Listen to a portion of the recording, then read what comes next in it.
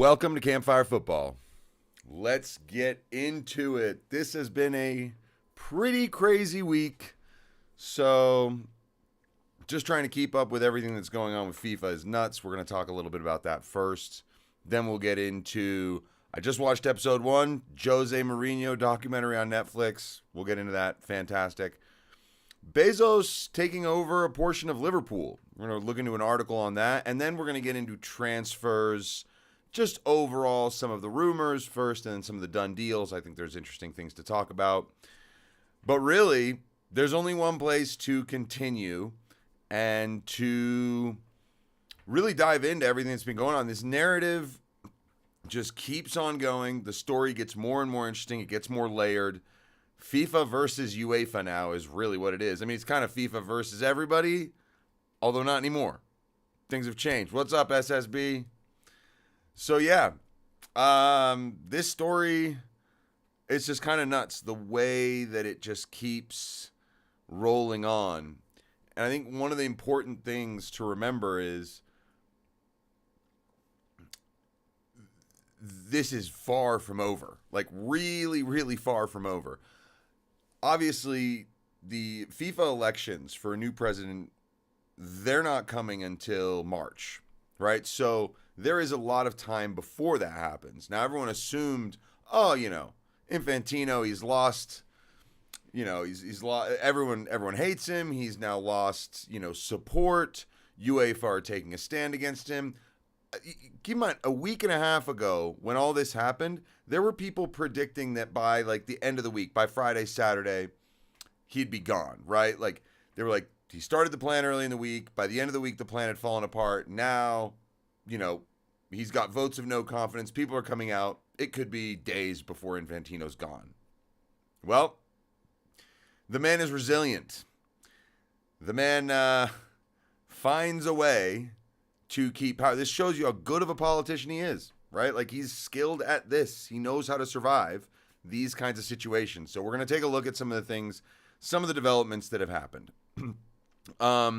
So what we're going to do is we're going to start with just kind of the picking up sort of from where we were last time. So let's go ahead and check out this.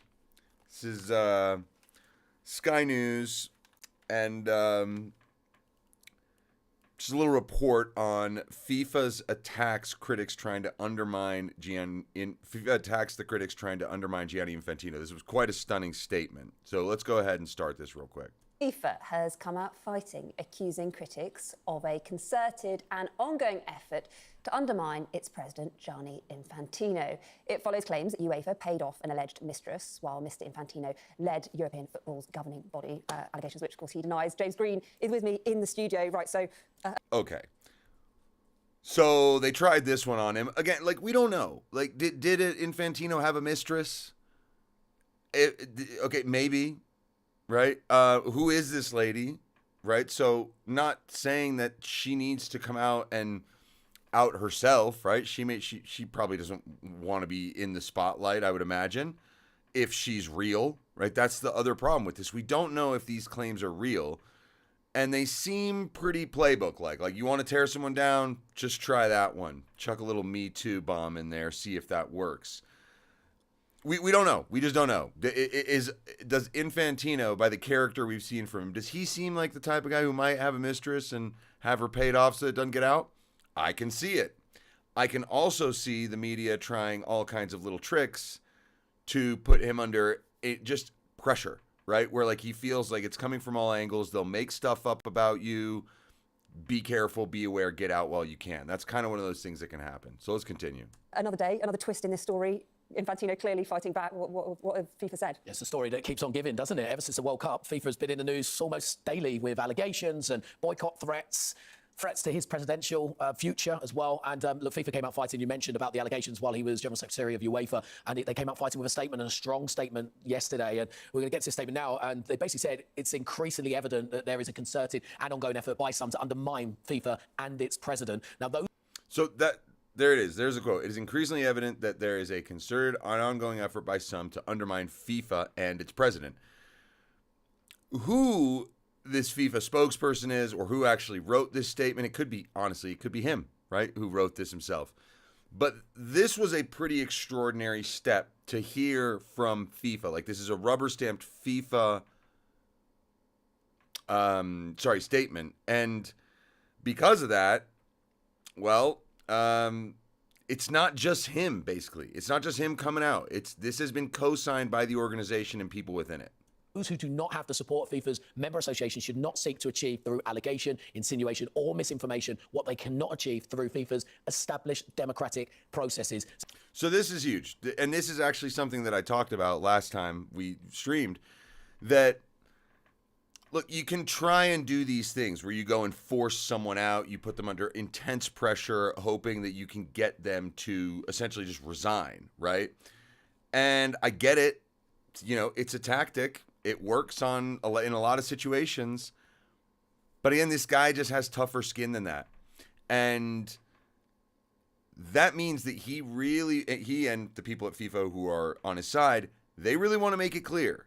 Okay? Like, you want to get rid of FIFA? Well, you now or you want to get rid of Infantino? You have to go through FIFA's established democratic process. We have a process. There are elections. There are ways to do votes of no confidence.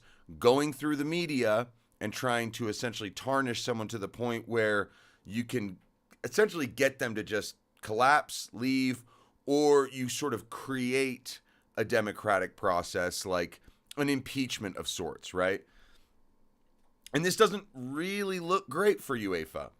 That's the issue. This was a really strong right hook from FIFA, if you will. So we'll continue here and then we'll move on. So the statement is fighting that those in opposition of Gianni Infantino and wanting him to be removed as president and wanting to put somebody perhaps more favourable to them, that they're using these sort of tactics to undermine him and to get him out of FIFA. FIFA is saying we do not want that. We do not like that. We're not going to stand for it anymore. Gianni Infantino's got now a lot of support back on his side. So it's almost he spent this whole time since that multi-billion-dollar stake that he was willing to sell in the commercial rights to FIFA tournaments to private investors. Since that all came to light, they've now parked that because they want unity, as they say. But ever since then, there's been certainly an effort to move away from Gianni Infantino. There's questions over whether he's being transparent. There's questions over his governance. Okay, so you can see this is the whole thing they're trying to talk about. Hold on, get to this South part. America have always been Gianni Infantino fans, so to speak, been on his side. They're backing him once again. Mexico backing him. Argentina came out with a statement saying they back the work that Infantino's done over the last 10 years. But there is still the criticism. There is still UEFA who are standing firm and standing strong against him. They don't trust him. That's their words. They've lost confidence in his leadership, and they question whether he is the right man to move forward. And obviously, Okay, so there we go. And I was really glad to show that bit right there where they said that who is really on his side. Mexico have come out in favor, which is wild. Like, Mexico have diverted from CONCACAF, right, to go and support Infantino.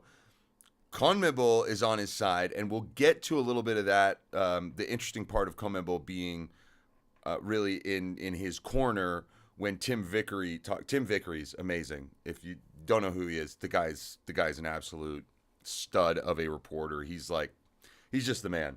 So, yeah, I'm with you, SSB. Like, I really don't care about anything that has to do with mistresses and stuff. Well, and it's because it feels at this point, over the last decade, it feels like, yes, that does happen, but also we've been tricked so many times by hearing of some kind of allegation, and then you're like, oh, so that just like disappeared when it didn't seem to cause problems, or right? So we just never know if it's true. I think media love this, but the British media, yeah, they love the sensitivity things that have to do with character assassination. What is interesting is one of the things that is really tough for the British media is when someone kind of has like a I don't care attitude. They're like, doesn't matter to me. You can say what you want. I'm not changing my opinion. I'm not changing my stance. Piss off, basically. Deal with it if you don't like me. So, yeah. Here is the next thing. This is where does this go, right? This is kind of the next question. How does this all transpire? So this is Ben Jacobs, who I have to say, I paid attention a little bit to him during the World Cup because he was actually covering the U.S. team for Talk Sport. So I got to see him do a little bit of that, and I thought he did a good job. But, man, he's been on it with the transfer stuff as well. But this is a pretty good explanation of the things that are going on. And, you know, it is very, very interesting to see the way the media, the people who are trying to sling the message, right? Like Max Scott here, the guy about to speak. Ben Jacobs does a really good job of filling in the holes where a lot of people are just speaking with this angry, this vitriolic fury about Infantino. He must go. He's got to go. They honestly sound like fans who want their manager sacked, the manager of their club sacked because results aren't going well. That's what a lot of people sound like. And it's a problem. So let's get into here what Ben Jacobs has to say.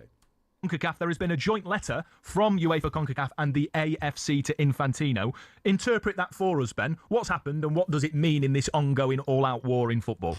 So UEFA, CONCACAF and the AFC have done a move of solidarity. They've written this joint letter signed by Alexander Shefrin, Sheikh Salman bin Ibrahim Al Khalifa and Victor Montagliani. And the latter two have both been suggested as potential candidates to run against Gianni Infantino. And even though some federations in Asia have supported Gianni Infantino, this is kind of a block position. And the letter calls for an independent review into FIFA Forward Enterprise, the failed privatization plans of Gianni Infantino. And it adds, and I quote, "Trust is broken through deception when an individual, namely Gianni Infantino, places himself above the collective." Now, so this, I think, is a good move from UEFA and AFC and CONCACAF to basically be like, we need to talk about all the things that have happened instead of just running out and saying we need to get rid of the guy. We don't have confidence anymore. We don't like him. Okay, great. But like, what are you going to do? So coming together, being like, we're going to go through all the different things that have happened, and really, we're pissed because we feel like we've been deceived. And I think that is a completely valid thing for UEFA to have done. All right, so now let's keep going. Now, my understanding in terms of how we interpret this is that the three confederations, at least at executive and leadership level, are putting an onus on Gianni Infantino to walk before he's potentially pushed or outvoted. And yet we know from the FIFA statement from a few days ago that Infantino plans to fight on. And in addition, my feeling is that these three confederations are prepared not just to threaten boycott, which we know is the UEFA position, but also break away to organize tournaments themselves. And that is, I mean, like, that is the part that really, really concerns me. So everything he just said right there, talking about how basically they want to see if they can put enough pressure on him to get him to just resign, right? Like, what can we do to get the guy out of here? How can we make it so that he just realizes there's just no way. I don't have the power anymore. I'm not going to be able to get the votes I want to do the things I want. I guess I'll leave. Infantino's not going to just go anywhere. And so UEFA, they went ahead and are like, we're going to come out, we're going to say strong stuff, we're going to absolutely coordinate with the media to make sure they're doing the same thing. Not that the media, I think, would take a different stance on this, but, you know, this is what you can see what they're doing. And the problem is what he just said at the end there, which is they're considering not just boycotts, but what if they broke away and started organizing their own tournaments? Yeah, then we'd have like a live golf type situation, and that would be a disaster, right? We'll get to a little bit in a more comprehensive, a better idea of how to go about this. But this is the way UEFA are currently trying to do this. They are currently trying to do this with just pressure, as opposed to, as FIFA said, some kind of democratic process. And I think it's a real problem. So we'll continue here. Make this March election, if Gianni Infantino remains, less about Infantino and more about, if you vote for Infantino, there may be no FIFA, in the hope that federations that support Infantino realize very quickly that electing him doesn't draw a line under this. It might actually create a breakaway. Yeah, look. Like, to me, that's just nuts. And I think I don't understand, really. Like, I get it. Everyone hates Infantino. He crossed a line that the whole football world really, you guys can take like all the money from this. Honestly, it's silly because obviously UEFA is so critical to these tournaments that FIFA put on. So FIFA, yeah, like you say, they would collapse without UEFA. 100% true. They would collapse without UEFA. But can UEFA essentially support the footballing world with just themselves and some Asian countries? And would all the Asian federations, every FA, would they all jump on the whole we're boycotting forever? Because once you start to do breakaways, well, what is the, like, AFC, the Asian Confederation? Let's just say China decide they want to stick with FIFA, right? And I know that sounds like, well, who cares? China aren't powerful as a footballing nation. No, but they are powerful in terms of money and a lot of investment, a lot of broadcasting rights. Like, China present a lot of money in the world. I'm sure Infantino would love a World Cup there, to be honest.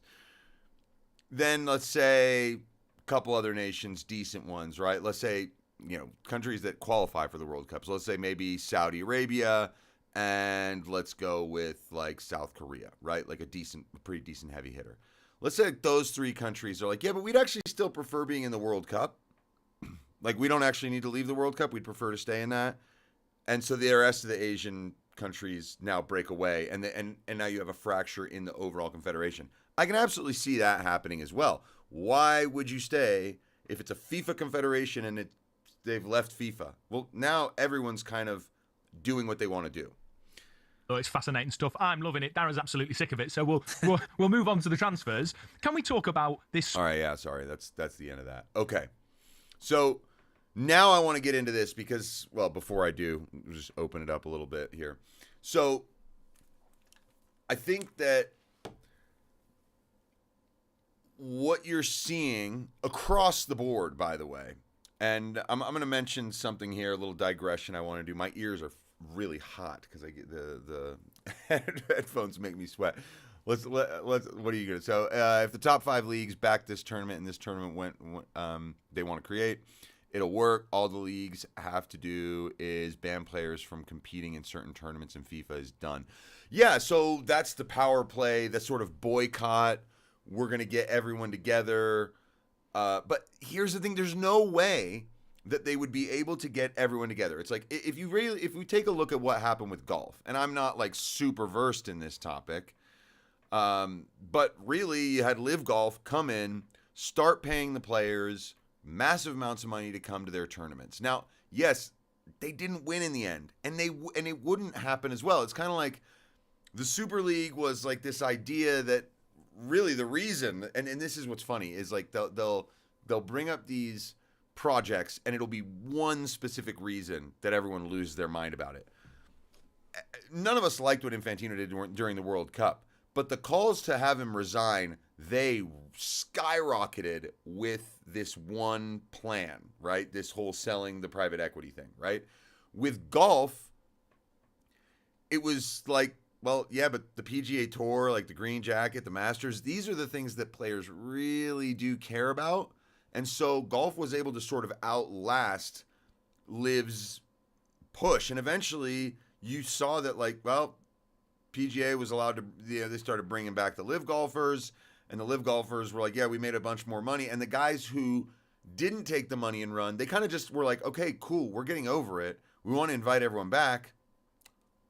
Everyone's going to watch the actual majors and care about those over the new tournament that no one's ever heard of, right? And so the Super League, when that came in, I mean, it's not the craziest idea, right? It's like, I mean, compared to the Club World Cup, it's not that bizarre, right? But the thing that really drove all of us nuts was, wait, you're going to make it a non-merit-based competition?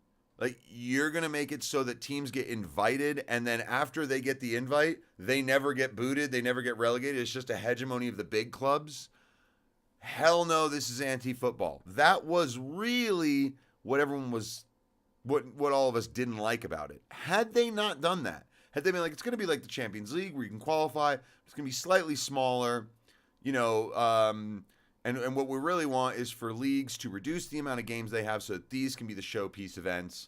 Basically just trying to do a better Champions League that's not as watered down. In the end, UEFA was like, hold on, we'll give you a bigger Champions League, a bigger piece of the pie. And that's crucial because what UEFA did to essentially kill the Super League was improve the Champions League as a product for the clubs.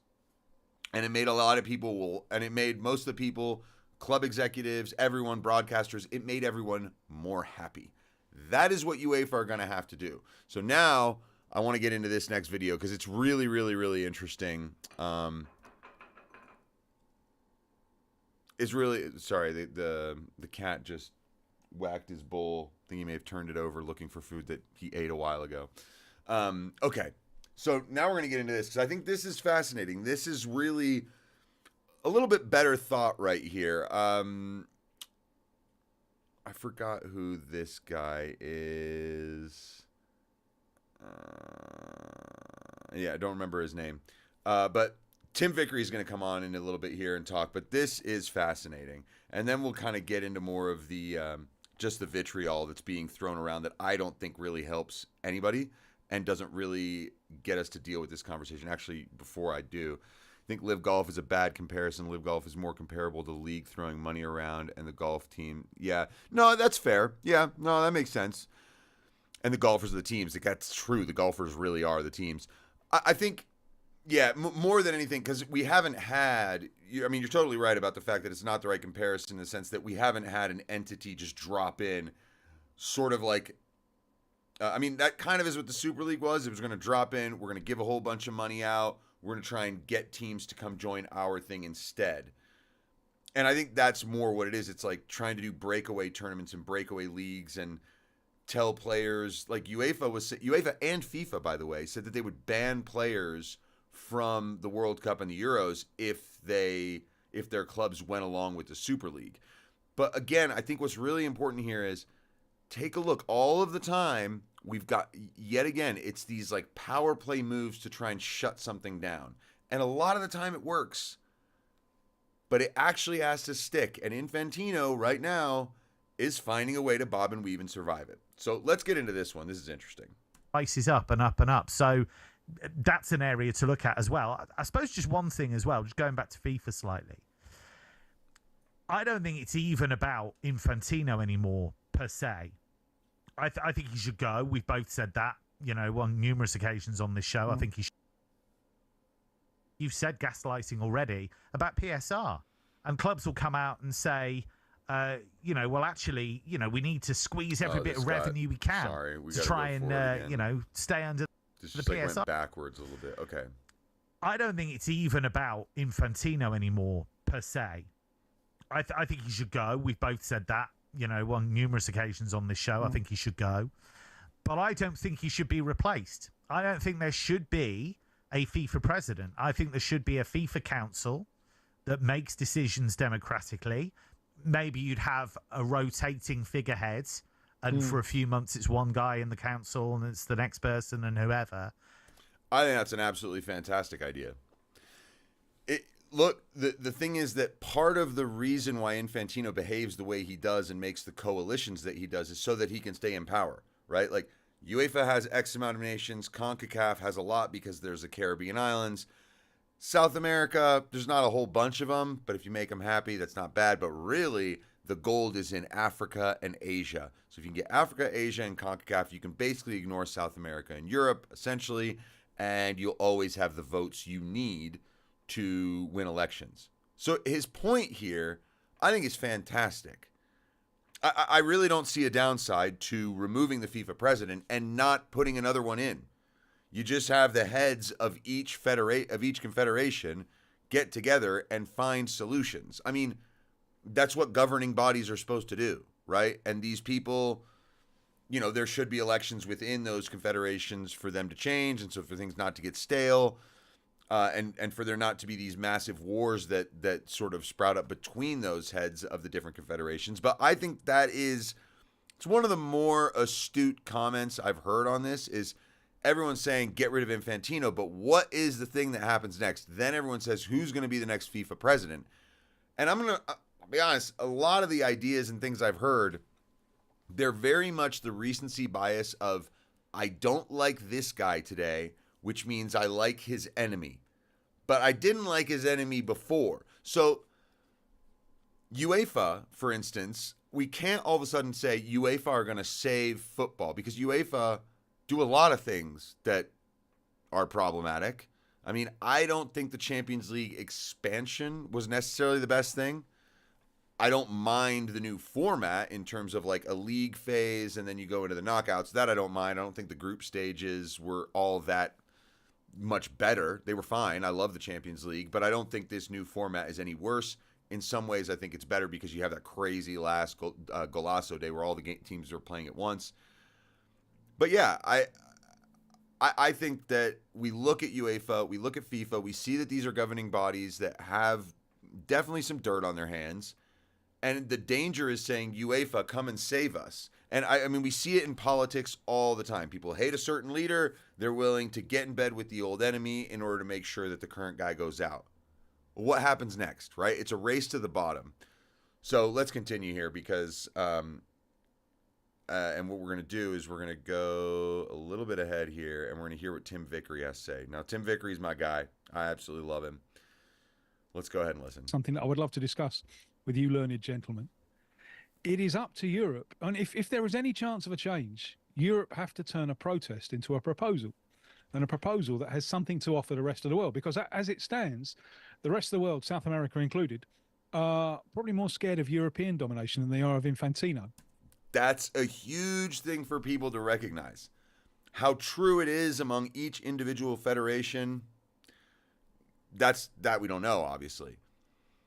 But yeah, I mean, the rest of the world does look at European dominance of the sport as a problem. I mean, here's one that's interesting, right? The South American teams really hate the Nations League. They really don't like it. And part of the reason why is the Nations League in Europe, the UEFA Nations League, it clogs up the schedule so that South American teams can basically never play friendlies against European teams. I don't think the Nations League is all that important or interesting. I wouldn't mind it gone completely. You also then wouldn't have a situation like Sweden bottoming out and qualifying, and then because they finished top of their Group C in the Nations League, they get a backdoor to the World Cup playoffs and make it, and then don't really do that well. So, yeah, I mean, this is a very important point, and what he said at the beginning is this boycott needs to turn into a proposal from UEFA, because just digging your heels in and saying, no, we don't wanna, we're gonna leave, that actually doesn't get you friends. You're basically saying, hey, who's following me out the door? And then you walk out the door and you realize no one else left the party. You're the only one that did. That's the danger. So this is great from Vickery. He does a good job explaining more of this. Now, specifically with South America, now, in the normal way of thinking, South America's more than happy with 48 teams in the World Cup. It means of the 10 nations, 6 qualify, the 7th goes into a playoff. But the qualification tournament, which is very important to them, very important to their income, is still relevant. 64, more teams qualifying. Now, qualification becomes a joke, really. So in the normal way of thinking, 48's fine. But it ain't fine for 2030. Sorry, this is a fascinating approach. And by the way, Tim Vickery is a South American football specialist. I believe he lives in Brazil. If you don't know him, he cut his teeth for a long time in the British football press, and now he's part of a podcast called the Brazilian Shirt Name Podcast. And honestly, he is the draw. He's the best one. The way he speaks about the game and everything, terrific. But his point on this is very, very, very interesting. And the reason why South America views the situation the way they do and why they are more likely to support Infantino at this moment in time. Now, 2030 is a bizarre hodgepodge of a World Cup, a really strange one. Real. It is the centenary of the competition. And in order to celebrate that, South America put a bid together. Started obviously in Uruguay in 1930. Uruguay only has one city. There is no possibility of Uruguay staging a 16-team World Cup, let alone 48 or 64. So it was a joint bid with Argentina, which would probably have taken the lion's share, and Paraguay, and Chile were on the fringes of the bid as well. All right. I have no problems with Portugal, Spain, Morocco. I think that's actually an awesome World Cup. I'm really excited for that one. I wouldn't have minded that be the 2034 World Cup, and that 2030 be Uruguay, Paraguay, Argentina, Chile. Just a South American World Cup for the centenary. I think that would have been amazing. And it's fine if it's like those 4 South American countries. Brazil's already had it in 2014. I mean, hell, you could even stage games in Ecuador, Colombia. I mean, you could literally do a South American World Cup. It'd be wild. But if you were going to do a South American World Cup with 64 teams, honestly, it would be amazing. It would be absolutely amazing. It'd be a great show. Be really, really terrific. So, yeah, I love that idea for a World Cup, but what they're doing in 2030 is an absolute joke. So anyway, let's continue. They lost. It went to obviously it went to Spain, Portugal, and Morocco.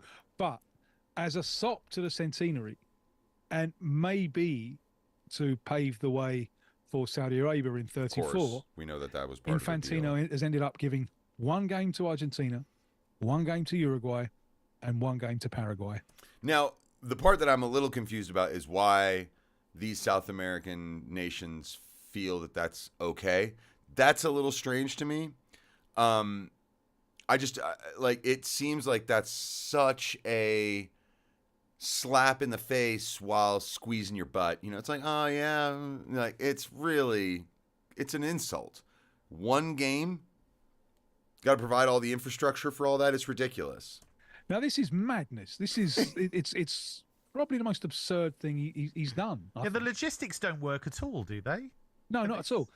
Especially because, especially Argentina and Uruguay, and possibly Paraguay, June, July is it's midwinter, and it's absolutely freezing. That's hilarious. It's freezing, so everyone's gonna be just cold at the World Cup there, and then the next thing you got to do, you got to go to Spain, Morocco, where you're gonna be in the heat. But yeah, let's move on to the next part here. This is where he makes another absolutely terrific point. This is the solutions for CONMEBOL and UEFA, and I think he does a really, really good job of explaining this here. Isn't there? I think they Surely, have to. go on. Yeah, well, I was just going to say, Tim, you've talked about this on the show before, actually, quite a while ago. I'm sure you talked about some kind of South American, because we had the Finalissima, didn't we? The idea of the Finalissima, which I think is a really good idea. Obviously, it didn't happen this time between Spain and Argentina, but I think the potential of that's really good. But you talked a while ago about potential Nations League idea with European teams and South American teams. Now, so how about that? Think about this. This is something I hadn't thought of, but it is something that has been talked about. Obviously, the Finalissima, best team in the winner of the Copa America against the winner of the Euros, right? This is an interesting other idea, though. How do you make these two federations, the two most powerful, not necessarily in terms of votes, but the two most powerful in terms of they're the ones that have won the World Cup? South America and Europe. They're the only ones that have won the World Cup. They lead the world in football in global stars and global clubs, right? Okay. if you could make the logistics of that work, that would be great.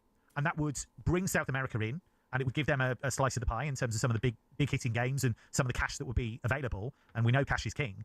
I think you're right. I think warm words are one thing, but actually what you need is action and an alternative plan. That's the key. Warm words are one thing, but you need action. You need a plan. You need something coherent that's going to work. And so, yeah, this idea that he just brought up a Nations League of the European teams and the CONMEBOL teams, sort of, if you're going to do a Nations League, I guess, you know, why not? So many Brazilian players play in Europe. You could have these games there.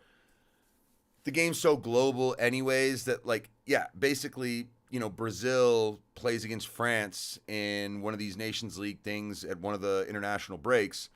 Both of those, like, Brazil would get a lot more money out of that than they do basically playing a friendly against Mauritania because the European teams aren't available and it's not a qualification cycle match. Those are some of the problems. But yeah, let's keep going here. And you need a way of wooing some of these nations. I do think UEFA are conscious of that. I think UEFA are conscious of not being seen to be lecturing the rest of the world. I think there must be an awareness that that's not going to wash. So they have to come up with something. So whether something like a Nations League type thing where, you know, top South American teams play top European teams, that might be is that you invite, say, Brazil and Argentina as guests into a Euros.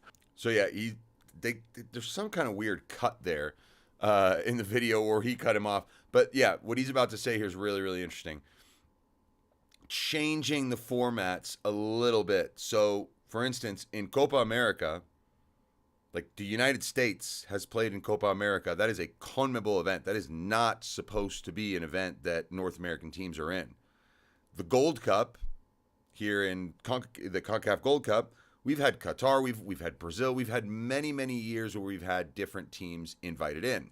play top European teams, that might be is that you invite, say, Brazil and Argentina as guests into a Euros, just as we've had guests in previous Copa Americas, for example. And the other one, Tim, going back to a theme that you've been on That's consistently interesting, over right? the last couple of years, and I think maybe the easiest one, abolish the Nations League. Because if you abolish the Nations League, you allow the opportunity all of a sudden for, okay, it takes away some meaningful football, although to what extent that's meaningful depends on your point of view, I suppose. Yeah, but it's not it allows meaningful. South American teams the opportunity, to arrange lucrative friendlies with European teams, which they've been denied because there hasn't been space in the calendar since the Nations League has arrived. Yeah, so we were talking about that a little earlier. And this is the thing. How can you sweeten the pot for certain teams, right? You can't forget about everybody. The United States, Mexico, Canada. Like, maybe there's a way to combine the Gold Cup and Copa America at some point. Maybe that is something that needs to happen. So then you create a better relationship between those. Because Mexico has been considering the idea of leaving CONCACAF to go to CONMEBOL. If that happens, CONCACAF turns into an utter joke, which it's not far from being one to begin with. And actually, because it's sort of, last in, first out, the Nations League has consistently got it in the neck since COVID. So rather than, people looking at it overall, it's an insane schedule. The first UEFA Nations League was really good, but people don't feel the same about it since COVID. So if you binned it, I think people would be fine with it. Right. And there you've got a solution, because with the Nations League, Europe is just closing in upon itself.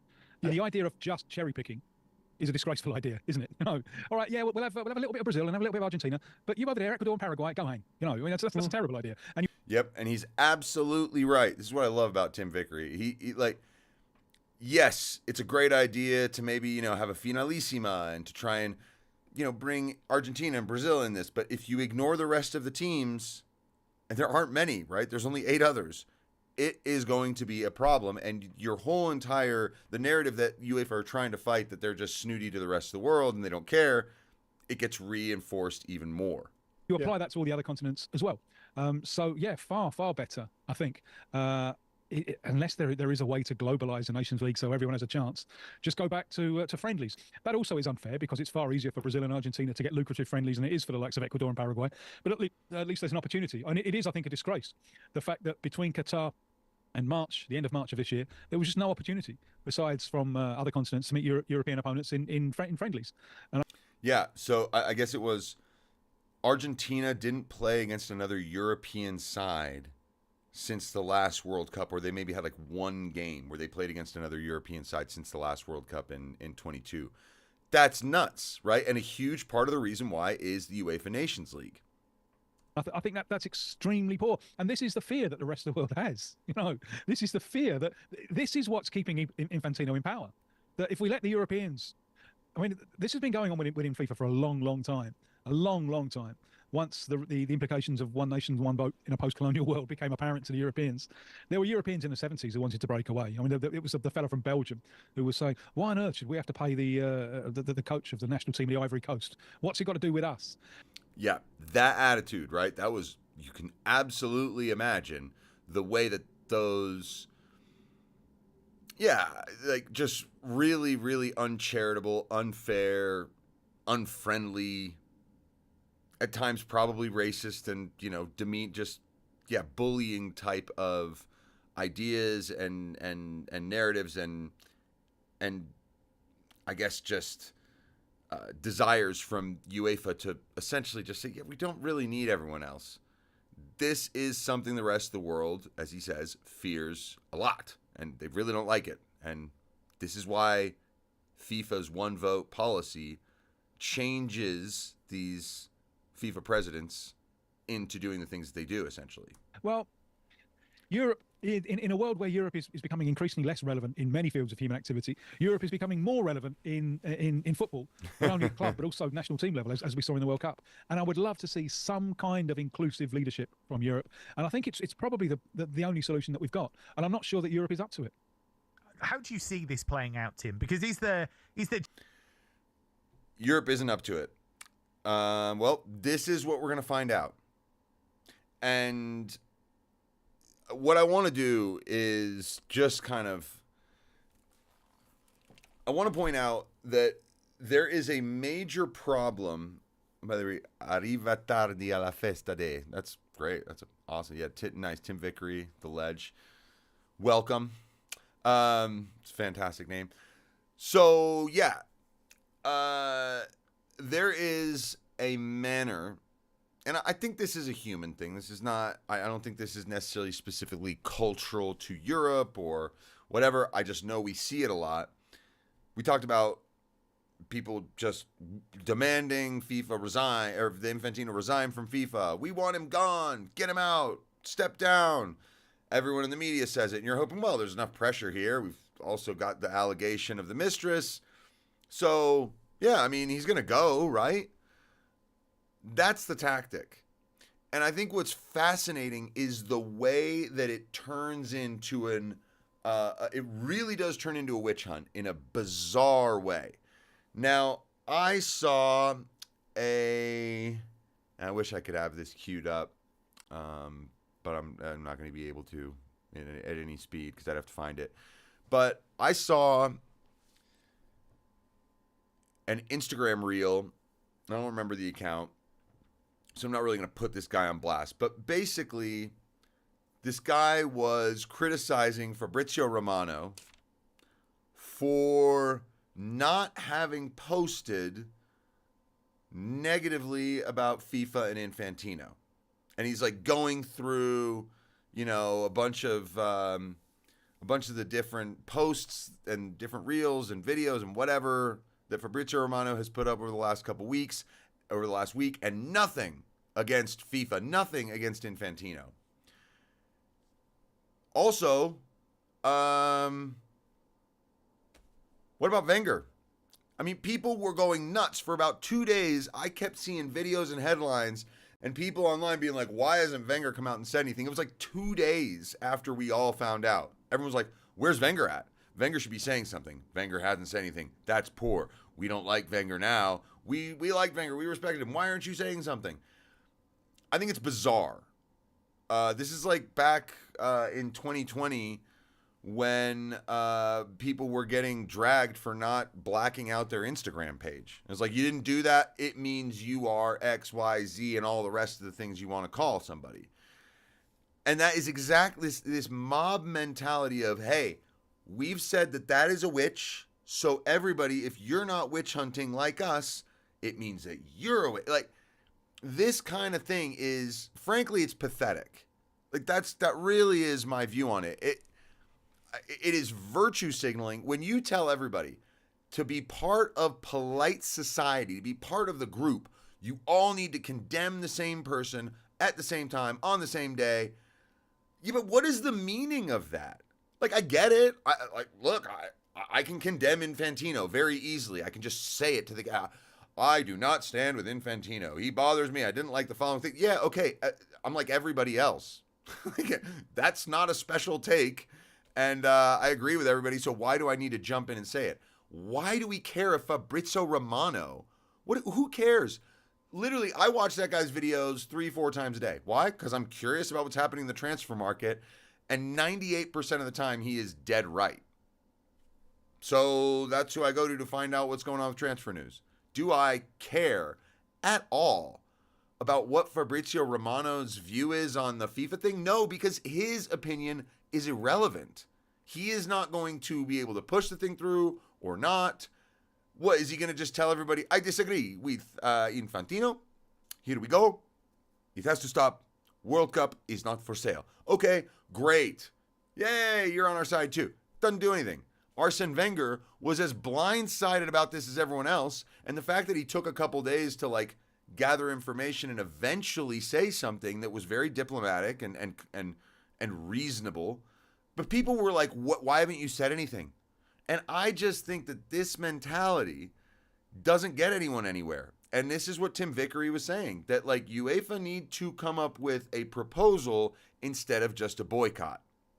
Because once you go down the idea of a boycott, you have to stick with it. There's the Under-20 World Cup coming up. Will UEFA pull their teams out of that? Well, if they do, it just becomes an Under-20 tournament that no one's watching anyway, that doesn't get a bunch of broadcast money, that doesn't really matter. And so really what you'd end up having is a winner. And by the way, are we ever surprised if the Under-20 World Cup is won by an African team or an Asian team? No one really cares. It's like, oh, they brought a good team. They've got good young players. Cool. It's not important. What is important is the World Cup next summer in Brazil, the Women's World Cup.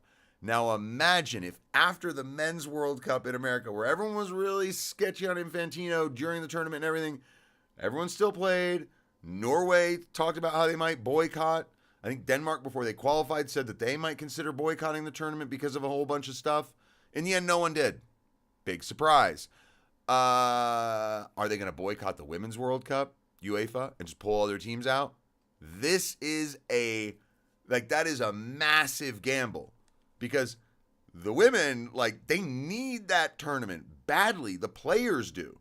So if you essentially say, nope, we're pulling the pin on this grenade, we're blowing the whole thing up.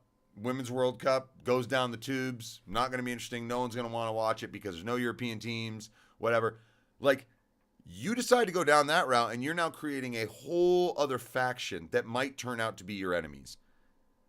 Is that really the best option, to just start boycotting every tournament? I don't know. I'm not certain. You said Wenger is power hungry as well.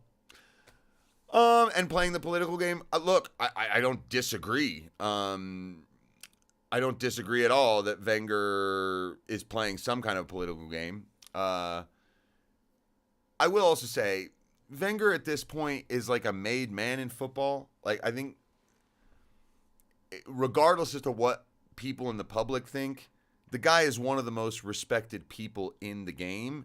And so he doesn't need doors open for him in any way. I think he's also massively popular among the public, which is why people were literally saying, Wenger, tell us what you think. We want to know. We want you to come out and say something. Look, these people, my thing is, I don't know. From everything I've seen about Wenger throughout his career, the only thing that I really get bothered by is his idea of removing throw-ins and replacing them with kick-ins. I have a whole reason why I think that's a terrible, terrible idea. Other than that, I like his offside rule thing. I do. I think that the whole daylight rule, bringing that back instead of being offside by half a toenail, I think that would be good. I don't think Wenger is the type of character who would want to be a FIFA president. I don't think that's in his character, in his nature. I don't think he is a politician. The guy is a lover of the game and development and all that. And so if he wants to soup up power by going to different countries and bringing the game like a messiah, that's fine. I think Wenger in a lot of ways is pretty harmless because he's not the type who's loves politics. Infantino is your prototype of a guy you don't really want. And Blatter was that before, and Havelange before that. They're all in it for themselves. One of my favorite old-time players, Michel Platini, great player, but after the while, the greed and corruption reaches. Yeah, no, actually, that is a very fascinating point. Although it's interesting, right? Because when VAR and technology was being brought in, that is when Michel Platini really put a foot down. He was like, no, this is a slippery slope. It's going to cause problems. Now, I'm not against the idea of bringing technology, modernizing the game to a certain degree. But some of the problems we have at VAR, he saw those coming. Now, Platini also did get himself into this. And I think this is the thing, is this arena where you've got these different people, jockeying for power within all these places. I don't think that's going to go away. It's a governing body of one of the biggest, the governing body of the biggest, most lucrative sport on earth. The people around it are always going to be power hungry. It just attracts those kinds of people. I don't think that, I think if we complain about that, we're basically saying, well, I really wish that, the sun rose in the west and set in the east. It's not going to happen. That's just not the way things work. So yeah, interesting. Women's has been World Cup and the Olympics. Yeah, the Olympics. Well, here's the thing: that the Olympics have nothing to do with FIFA. I'm pretty sure nothing, because that's why the teams have to wear a totally different crest than the one that their actual FAs are. The Olympics is a whole different thing. And quite honestly, I mean, the Olympics, I don't know why football's in the Olympics. I think it should just not exist in the Olympics. The Olympics is more for athletics and specialty sports, and I really don't think football needs to be in it. Wenger stayed at Arsenal too long when everyone told him to resign. Yeah, I mean, I respect Wenger deeply. I'm a Chelsea fan, yes, but that Arsenal team that went invincible, that was an inspiring team, the way he had them playing. And I have to give him lots of credit for, in the period of time where Arsenal were building the current Emirates Stadium, he kept them into the Champions League year after year after year with these young teams of exciting players. They were horrible to have to play against in the Premier League. But you knew they were never going to win a title. They just didn't have the necessary piece. And he just kept losing players. And he did great, I thought, with that. Revolutionized the game in England. He deserves credit. He deserves respect. What is he really doing right now at FIFA that is so damaging? I mean, this is the problem, is everyone at FIFA was saying, we don't even know what Infantino's doing. And that is the key. If anyone really wants to make sure he goes, you basically have to say, like, dude, you're making decisions unilaterally that none of us want. And that's how everyone can come together and get rid of him. Will that happen?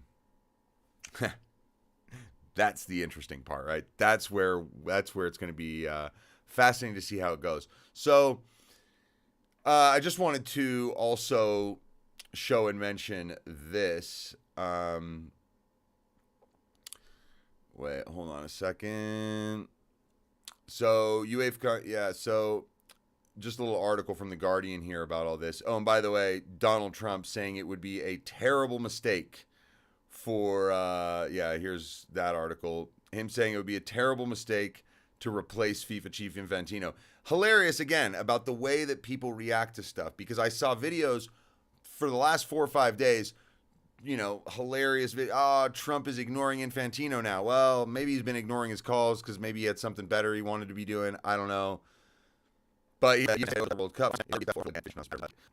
That is kind of the issue, right? I think Infantino's power and the influence that he has and the friends that he's got are disappearing. Well, they're not.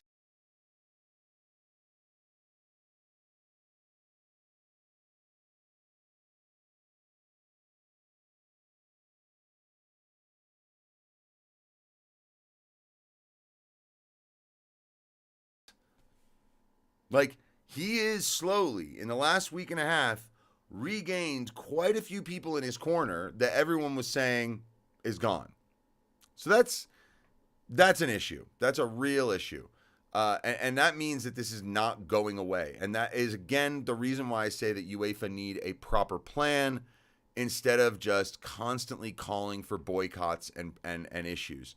Let's see. This is the part.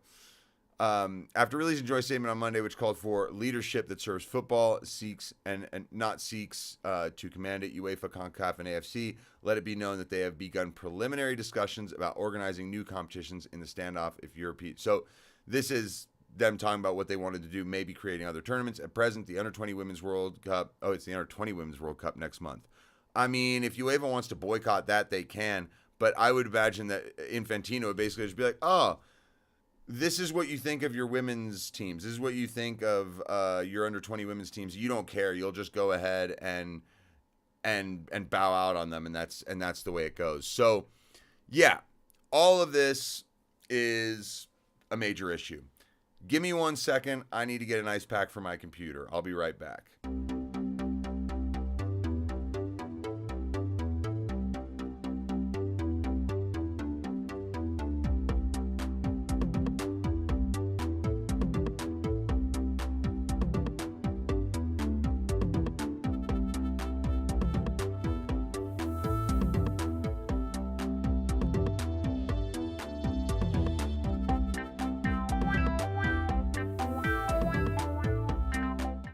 All right.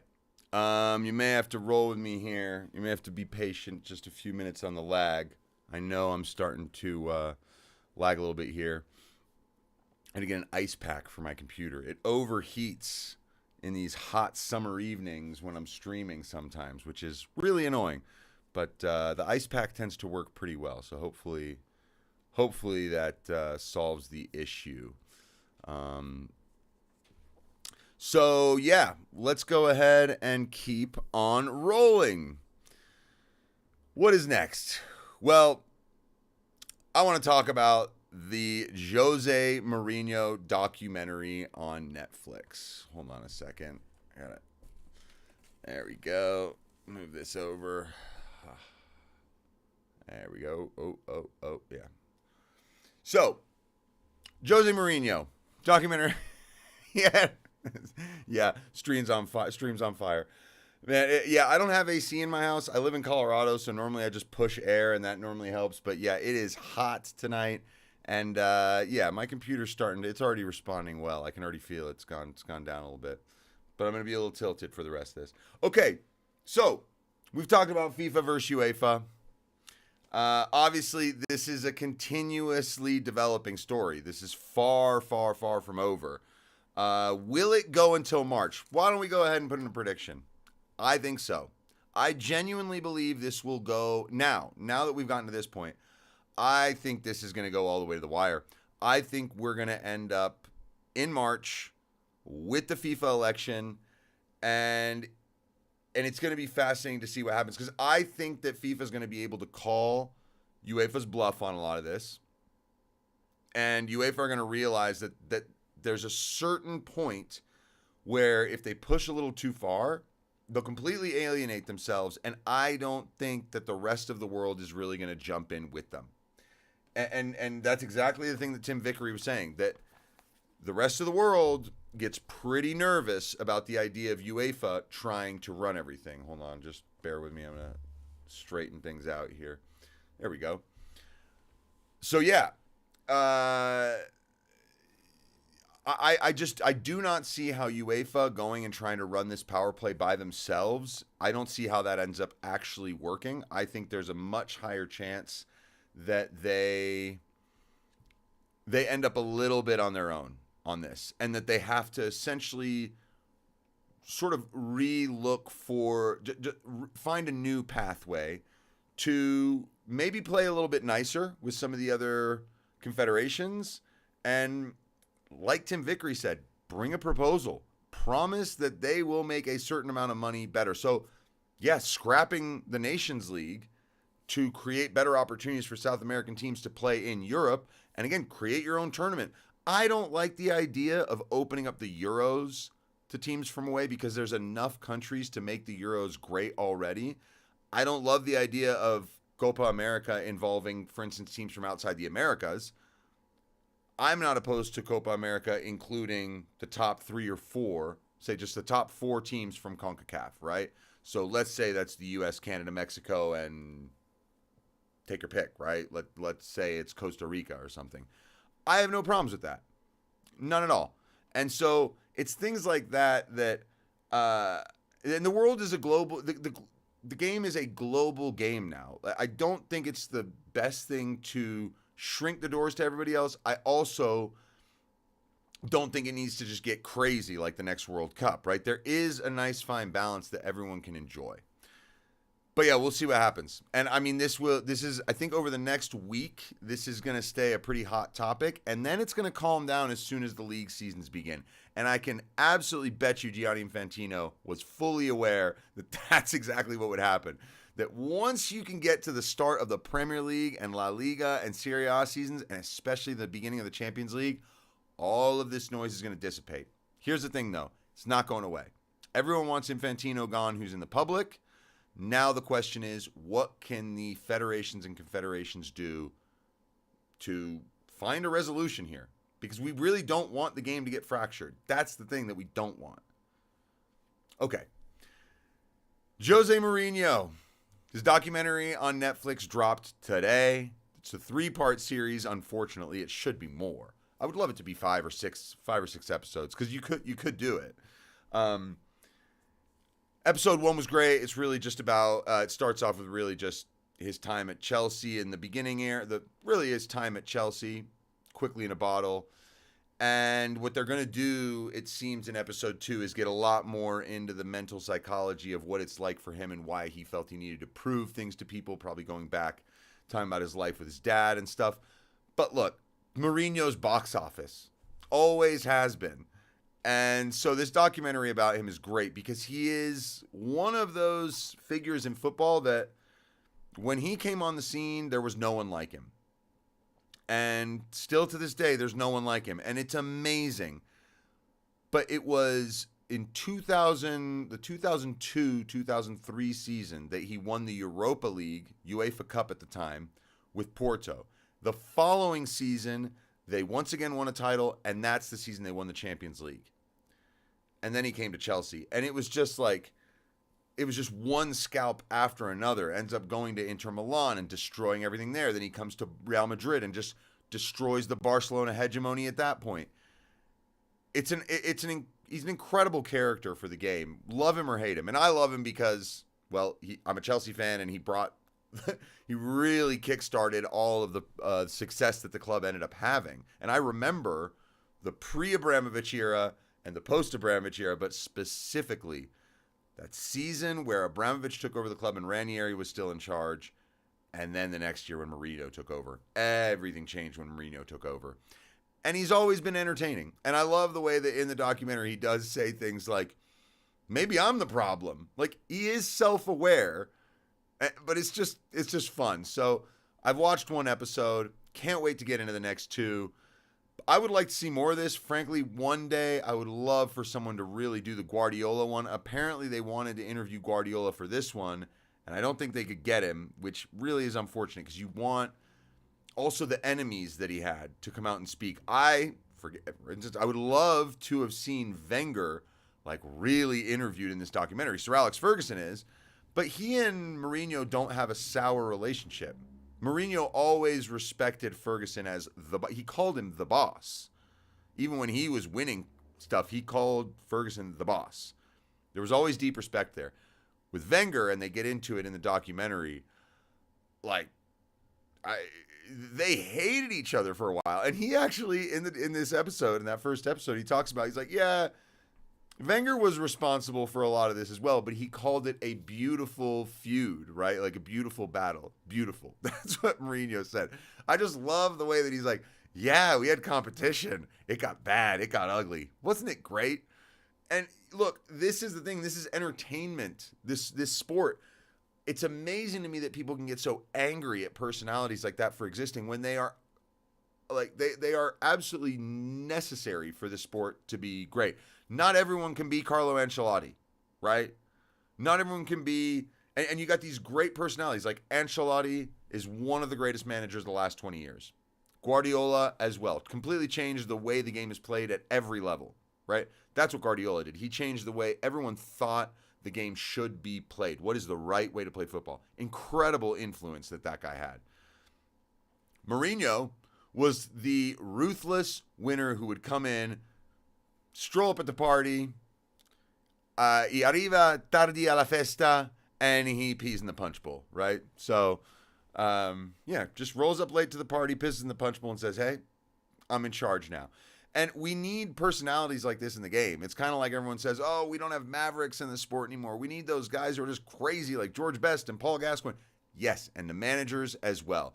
They have to be, because honestly, to have a job like that, to withstand the pressure, to deal with it the way that they do,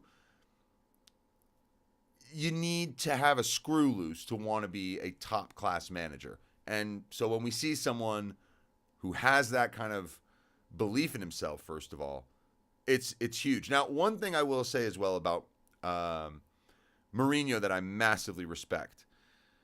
Mourinho was not a good player. He even says it multiple times. Like, I was not a very good player. Like, he never made it to the professionals. He was not good. And at that time, he was saying that there were no managers really who had gotten into the European game, into the higher levels of it, who were not great players in their own career. He broke in and kind of shattered that. And the way he did was he got an assistant coaching job at Benfica, then at Porto, where Bobby Robson was his boss. Bobby Robson goes to Barcelona, brings Mourinho with him as the interpreter, but also as a coach. And then after that, Mourinho goes and he takes over Porto, and that's where the whole story really begins.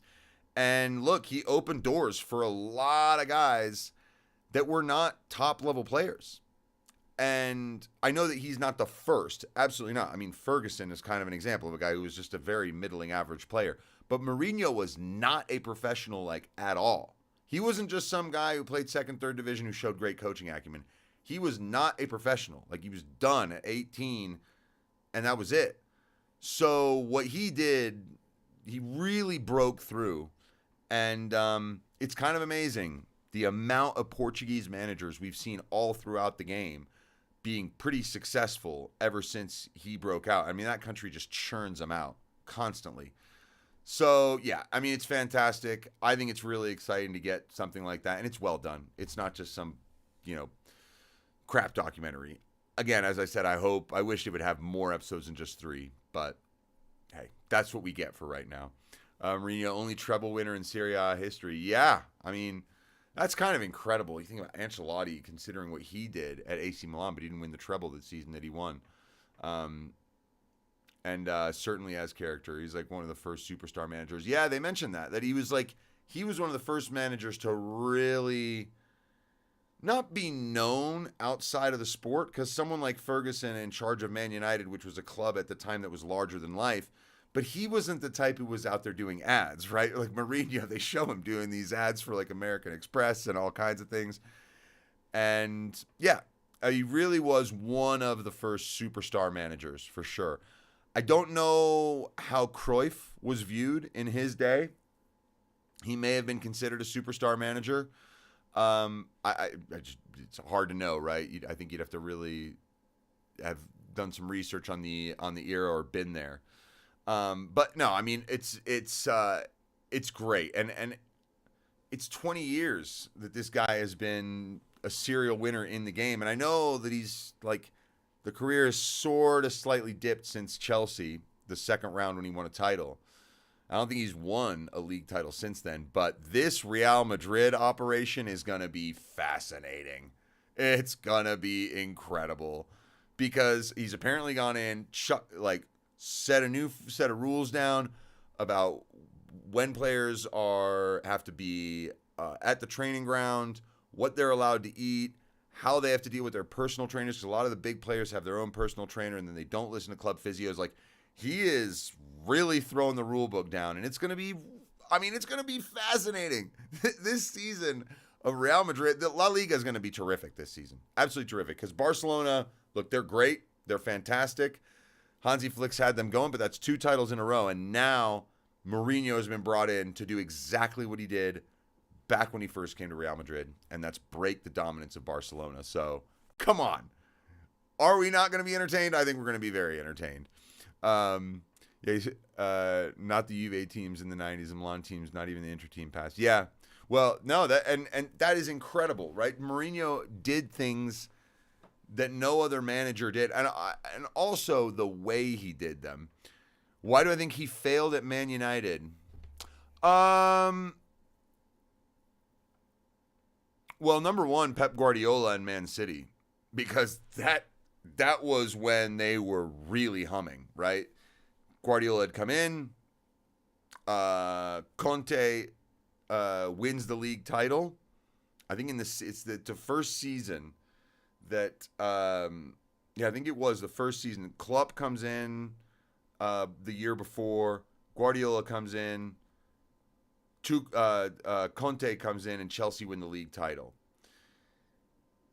But then after that, I mean, that Man City team went on a roll. And the way that they were playing under Guardiola in those first couple years was just, like, no one had a chance. So he did have them second. They won a Europa League, won a Carling Cup. They got some silverware under him. It's not like it was a total disaster. What happened between him and Pogba is still, like, there's rumors, there's things people have reported on. What's the reason why it all went south? I mean, look, Mourinho kind of had a 3-year thing, right? Where, like, by year 3, like, the tension, the intensity, everything has just been ratcheted up so much that everyone just kind of needs a break and to stop. And I think that, that is the cycle that he's kind of been on everywhere. He's never been anywhere longer than 3 years, right? So, but he still has won things. But I think it's important to remember, like, Man United, quite frankly, that is the most successful period of Man United since Ferguson. Like, they won a couple things. They have not won anything in forever, right? A couple FA Cups, right? Eric Ten Hag finding a way to play some haram and smash and grab against City. But no, I mean, I think that Mourinho did fine at Man United. I don't think it was as big of a failure. And I think we always have to remember who was actually dominating at that point. And Guardiola's Man City team was a joke there. I mean, they were just... I actually remember there was a match, I think Man City must have won 3 or 4-0 against United. And it was like Mourinho was in charge. And it was embarrassing. It was an absolute shredding. And I remember the last goal that was scored, it was like a 30, 40 pass sequence.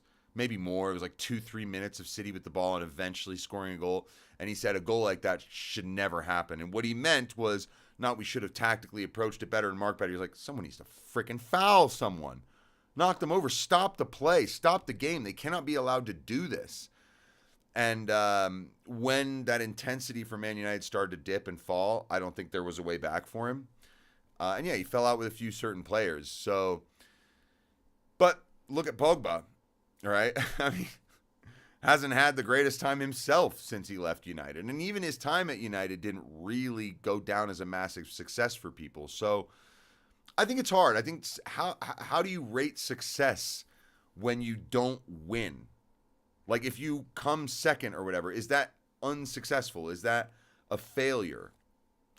It kind of depends, right?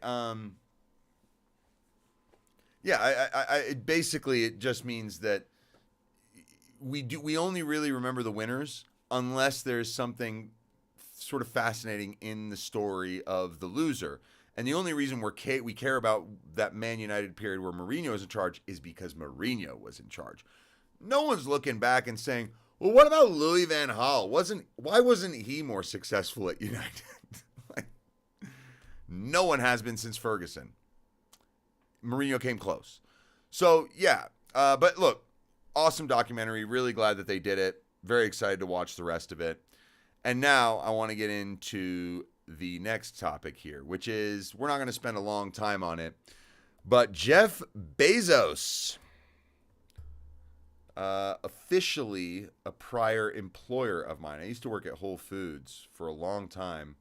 I was there before Amazon took over and then apps after. And I can tell you right now, not the funnest thing to work for Amazon. Do you want to talk about watering down quality? Now, look, Bezos has been wanting to get into sports for a while, but let's go ahead and take a look at this article. Liverpool owner is close to 1.35 billion sale of 30% stake to a consortium including Jeff Bezos. Now, if I'm a Liverpool fan, frankly, I'm a little worried because this is exactly how the Glazers took over Man United. They just started buying stake, and eventually they got up to 30, and eventually they got up to 40. And then they had that, because they had 40%, they now had the majority shares. And what did they do? They took the club off of the public market because it was publicly traded. They took it off and then took full control. So these little bit by bit stakes being sold, just like we talked about with the World Cup and FIFA, like it's a problem. So a consortium including the Amazon founder Jeff Bezos is close to completing a deal for 30% stake in Liverpool. The investors are led by Amit Bhatia, son-in-law of the Indian billionaire Lakshmi Mittal, who previously was a shareholder and director at QPR. Facebook co-founder Eduardo Saverin is another member of the group who will pay in the region of 1.35 billion. Deals effectively agreed, but may take up to a month to complete. It's hilarious. Everyone's freaking out about FIFA selling off a portion to private equity. You got co-founder of Facebook, founder of Amazon, and then an Indian billionaire. These three guys are coming together to take over a portion of Liverpool. Yeah, Liverpool fans, I imagine, are pretty nervous about this. This is a little bit scary because you don't really know what happens. Because these guys, like, look, Bezos, I mean, you know, obviously very shrewd, brilliant entrepreneur and business builder, but that's not a guy. Look, I know this is going to sound nuts, but these aren't the same people as the guys who took over Chelsea. The guys who took over Chelsea have been really deep in sport. Like, Bowley was at the LA Dodgers, and Belgali, what's his name? Bedad Egbali. There we go. He is football mad, like really, really into the sport. So not these aren't guys who just. I know a lot of people say that the Americans stepped in with no clue. Hans-Jörg Weiss as well, part of the Blue Coat Consortium. Like he's a Swiss guy, like he knows his football. Not that these guys like worked deep in the game, but they very much understand the sport. They know why they like it. It's not just a commercial thing for them. It's also, like it was for Abramovich, kind of a play toy. Like, hey, owning a sports team is rad. That's actually why Rob McElhenney and Ryan Reynolds bought Wrexham, because it's rad to own a sports team. Wouldn't you? If you had $1 billion, wouldn't you consider being like, it'd be pretty cool to own a sports team? And even if I lose money, it'd still be pretty cool. So you can see why guys like this would want to do it. So Bezos has a personal fortune of around $257 billion. That's just nuts, according to Forbes. Saverin's apparently worth 32, significantly less. I guess someone else, another co-founder of Facebook, has the majority of that money. But this will be Bezos' first investment in football, but he's previously looked into bidding for NFL franchises, so he's been looking for something to get involved in. And so now Liverpool ends up being where they go. Amazon had live UK rights for 20 Premier League games. Bezos, having relinquished day-by-day control of Amazon, when he stepped down as chief executive 5 years ago. Under his new leadership, the online retailer is diversified into being an entertainment provider, and they want to do live sports. So Amazon had live UK rights for 20 Premier League games each season for 6 seasons until the end of last year, and broadcast Champions League in several European countries. It's funny, I barely even knew that, but I don't have an Amazon Prime account.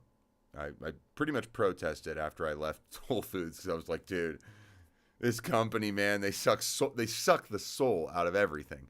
FSG bought Liverpool in 2010, and here's the thing. FSG has been looking for maybe an exit route, which at least that's what's been reported on. I don't know if that's 100% true, but it's definitely interesting. And it's been a summer of change. They bring in Iraola, get rid of Slot. Sal leaves on a free transfer. There are changes. Michael Edwards, who was brought in to sort of, I think Michael Edwards was brought in to kind of try and create the multi-club model that they were looking into at Liverpool, and they ended up just walking away from that because they were like, this doesn't make any sense, which, got to say, they're probably right about that. But yeah, this is an interesting one. And I think with Liverpool is a very interesting club for this to happen with. Now, one thing I'll say, I know this is totally kind of irrelevant. Maybe, we'll see. Let me know what you think. When Amazon took over Whole Foods, so Whole Foods was obviously very well known to be hyper expensive, way too much money. It's too expensive to shop there. Why does anyone shop there? Well, what Amazon did when they came in was they were like, yeah, and you know how we can get more people through the door? We can lower prices. And what they did was Whole Foods went from being a public company on the stock market to when Amazon took them over, no longer, which meant Amazon didn't have to worry about the quarterly reports of how Whole Foods was doing on a quarterly basis. They don't have shareholders they have to respond to anymore, which means that they can unilaterally make decisions, some of which might not work. Might not work very well for a while. Here's my question. With them now owning 30% of Liverpool, at what point do they gain just enough of a say that they can start to really dictate what goes on and not be really concerned with the immediate results? And like Chelsea are a great example of that same kind of thing. We're going to spend the money. We've got an idea. We've got a plan. We've got a project. We're not running out of money. So frankly, it's just going to work when we want it to, and we'll go at our own damn pace. And if the fans are unhappy, well, too bad. We own the club. We have the money. And I think it's going to be a fascinating thing to see. Apparently one of those billionaires, Amit Bhatia, he knows something about football. He was at QPR. Yeah, so, I'm not saying that this group don't know much, but it is an interesting, look, this is a very interesting thing. I really wonder how Bezos looks at this. Does he see this as a great investment opportunity? Has maybe he been watching Premier League and he's just fallen in love with Liverpool and he's like, I want to have a piece of that and I want to help that club be the greatest. Maybe. I mean, Liverpool do inspire a lot of people. I know people around here who are huge Liverpool fans simply because of the way Anfield looks on TV. And I get it. I totally get it. And Jurgen Klopp, his teams played good football. It was exciting to watch. I can totally get why some people, adore Liverpool. But this is a tough one because Liverpool is one of those clubs that the identity of being a top-level club without ever having had the money pumped in and without ever having spent crazy amounts or done something revolutionary, they rely on their fan base, they rely on Anfield. That is the essence of that club, and there's something organic about it that there's a lot of pride in that. So it's going to be really interesting to see where this goes. But I did want to flag it and talk about it because it's very much, it's another club, and I know that FSG was already in charge of it. It's another club where American big businessmen and big money are coming in to have a piece of it. And I also understand the concern that a lot of people have of what might happen with that. Okay. Let's go ahead and get into some transfers. This has been fun, but we have to get into the fun stuff, the fun transfer stuff. So let's start with this. I'm going to bring up a couple of the little gossip pages, and then we'll talk about some actual done deals and a couple clubs that I want to just bring up and mention. So apparently, Coventry are looking to pick up Mykhailo Mudryk from Chelsea on loan, which I think is interesting. My personal opinion, they should keep Mudryk at the club, and he should just be training with the players. Xabi Alonso needs to get as much time with him as possible to really figure out, can we just build his confidence back up? Can we get him some games and, just get him some minutes here and there where we really control how much he plays? We're keeping an eye on whether or not he's in the public eye too much. Just ease him back in, and then maybe in the wintertime, you can loan him to a club that really just needs someone to help them get over the line, right? A club's going to be like, we just need a winger to help us for the last half the season. A relegation club who just wants someone to help. I think that'd be better, but it looks like Chelsea are looking into loaning him out now, and Coventry are going to get involved. I want to talk about the 3 promoted clubs to the Premier League because that's actually interesting. So when we get to the actual done deals, we'll talk about that. Hold on a sec. Well, before I do, Arrivatardi, you said, yes, this would be a new era. I lived in Liverpool many years and been to Anfield to see many games, so it will feel different. That's awesome, by the way. I would love to go to Anfield. I've heard it's, honestly, the greatest ground. And as a Chelsea fan, I can say I've been to 3 games at Stamford Bridge, and they've always kind of had a weird atmosphere. There's always something about it that's it's good, but it's not quite that really hungry, passionate fan level the way that Anfield looks and sounds. So that's why I think it's going to be interesting. I mean, we hear about takeovers of a lot of clubs, but with Liverpool and Anfield, it's always there's going to be a battle for the hearts and minds of the supporters here. So yeah, it'll be interesting. All right, another one. This is a crazy story, actually. And I know it continues to rumble on and on. It looks like it's going to go down, that Rodri's going to go to Barcelona. But man, 2-3 weeks ago, it was Real Madrid only. And it looks like Rodri was just pretty motivated to get back to Spain, right? But soon as Barcelona got in the mix, he was like, that's where I want to go. What is this a referendum on? Real Madrid as a club, the way it works, the players there, Mourinho? I don't know. But I do think that Rodri just fits really nicely at Barcelona. He's basically going to replace Busquets, who they have not been able to really replace since he left. So that transfer is huge. And again, La Liga is going to be incredible this year. Yes, it's probably just a race between Real Madrid and Barcelona, as it normally is, but that race this year is going to be terrific. I really think it's going to be a fantastic season. Inter Milan are in talks with Tottenham over a deal to sign Jed Spence for 30 million euros. 26-year-old's keen on the move. And frankly, for Jed Spence, do it. Do it. Go to Italy. Enjoy yourself. I feel for Jed Spence because he has been getting He's been getting ridiculed nonstop for years. And I've consistently looked at the guy and been like, he never hides.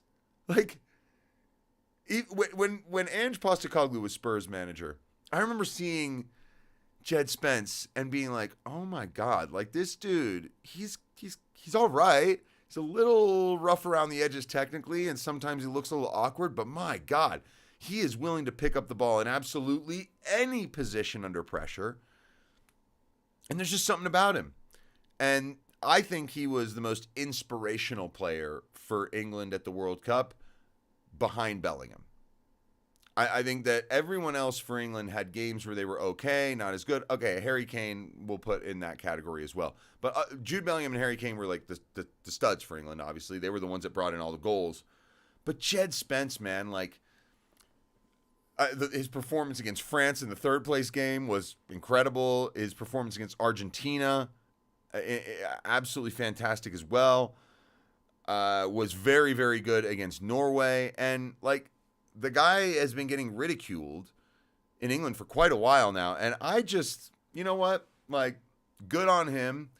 Get out of Spurs. Again, I'm a Chelsea fan. So Spurs, I'm actually happy to see them lose a player who I think is great. Because, man, Spurs are going to be a lot better this year. I don't know how well they'll do, how high in the table they'll be, but they're going to be a lot better than they have in the last few seasons. I think Spurs got as close as they maybe ever will to getting relegated. I don't think they're ever going to get that close again. De Zerbi's going to get this team going. And but yeah, Jed Spence moving, that's a really interesting possibility, and I hope that one happens. Manchester United are prioritizing Newcastle left back Lewis Hall with the 21-year-old England international. 21. It blows my mind. I'm like, wait, how long ago did Lewis Hall leave Chelsea? And yeah, Mark Cucurella was a good left back for Chelsea, but God, like, Lewis Hall's only 21. He's worth a pretty penny. Newcastle, it'd be good for them to keep him, but my God, if they can sell him to Man United for basically most expensive left back in the world money, that'd be great for Newcastle. It'd be a huge deal for Man United as well, getting cover for Luke Shaw. And yeah, that would be a very interesting one, but it's looking closer and closer. Chelsea and United have been offered the chance, this is fascinating, to sign England midfielder Miles Lewis-Skelly, as Arsenal could be tempted to selling him because, well, they would get pure profit. And because they brought in Bruno Guimaraes, they're like, well, there's not as much room for him there. Left back, I mean, they've got Hincapié and Calafiori, so maybe there's not room for Miles Lewis-Skelly, but I think what Arsenal are trying to do here is see who wants to pay giant money for him, because I don't think they're going to let him go for very little. But that is a very interesting story. It'll be, keeping an eye on that we'll see how it goes. Apparently, Endrick, there was talk of him moving to Aston Villa. Sounds like that's not happening. He's staying at Real Madrid. I also wanted to mention this page right here where Man City are closing in on Ayoub Bouadi from Lille. Also wanted to mention this. Lille, LOSC. This is the club that my mom's from Lille. And so this is my French club that I support. The sales that this club has made, they're in the top 10 clubs for most amount of money brought in on transfers in the last 15 years. And it's just like an astonishing amount of money. Nicola Pepe, that huge, like 70 million pound move to Arsenal. Rafa Leao. I mean, even going back to Eden Hazard to Chelsea. Gabriel. It is just an insane list. And now Ayoub Bouadi looks like he's going to go for stupid money, absolutely stupid money to Man City. And I got to say, that is a good idea. Ayoub Bouadi, I've been watching him for the last 2 years, and he's an absolute stud. Absolute stud. Yeah, he definitely killed it at the World Cup. Sad from a French perspective, because, my mom's French. I'm like, man, if only we had Ayoub Bouadi, but He spent his entire youth career going up through the youth ranks with the French team, and it was 1 month before the World Cup where Morocco just said, hey, you want to come play for us? Oh, and by the way, you'll start at the World Cup this summer. Game 1 against Brazil, you're on the field. So Bouadi went, yeah, that's pretty awesome. You know, there's a reason to do that. At that point in time, he didn't necessarily know, like, there's Tchouaméni, there's Kone, there's Zaire Emery in the French team in midfield. You still have Rabiot hanging around. So he probably looked at it and went, I mean, you know, there's also Camavinga. There are other players. If I go to Morocco, I'm starting at 18 years old at the World Cup, and they're not ever going to get rid of me. And, yeah, what a calculation. So good on him. I have no problems with that at all. And I think if he goes to Man City, that's a great move for him.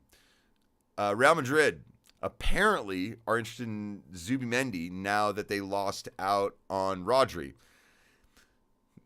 I don't know. I'm not sure how much more money Real Madrid are going to spend. Especially with Vinny not going anywhere. So it'll be, yeah, I don't know. Again, these are all gossip and rumors. It's more fun to look at them to say, oh, what could happen? For instance, Gabriel Jesus, 29 years old now, after a fantastic start to his career at Man City. He goes to Arsenal and just the injuries just never stopped for him. So apparently he's open to move to Napoli to Serie A. I think that'd be great for Gabriel Jesus to either go to Serie A or La Liga. I think that'd be awesome. Apparently Roma are looking to sign Martinelli, but Arsenal are going to have to get a left-sided player before they go through with that. So it'll be, you know, I'm not sure. Apparently Barcelona and Tottenham have both made inquiries to Bayern Munich about Harry Kane. Yeah, no, not happening, which is also one of the reasons I like looking at this stuff, because they even tell you, and on the BBC here, they tell you where it came from. It's like team talk. Okay. They never say Fabrizio Romano. But this is why I'll look at this and then look at what Fabrizio is saying and like try and match it up and see what's going on. Apparently Tijani Reinders might leave Man City. I find that to be an interesting one, but apparently if that's the case, then Enzo Maresca is saying he doesn't really want him. This is probably one of the sagas of the summer at this point. Bradley Barcola, it's now down to Liverpool. Can they make the bid of about 130, 140 million? Are they going to plonk down the money basically and go and get him?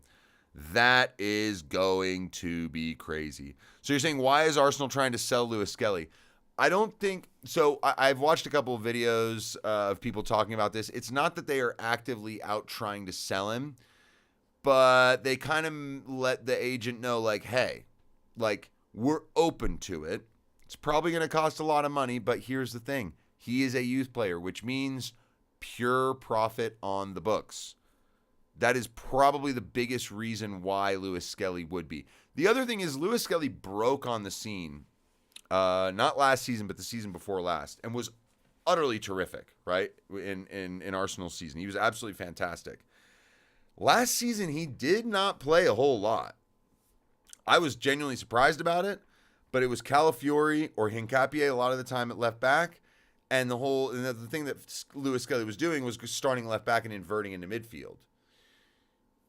They didn't do that as much. They had Zubimendi, they had Declan Rice, so you didn't need him to invert into midfield, and then you have Calafiori and Hincapié who are playing left back, and so Lewis Skelly just didn't get as much time. And I wonder if he's just dropped a little bit in Arteta's estimation, and because the players that Arsenal have in that position are probably not going to lose their place, there may also be a little bit of Lewis Skelly being like, well, what about me? What's the best option for me? So we don't know exactly where it comes from. It's not, from what I understand, Arsenal are not like trying to get him out the door, but they've kind of let teams know, hey, if you want to come in and plunk a ton of money down, we're listening to offers, but they've got to be really good ones.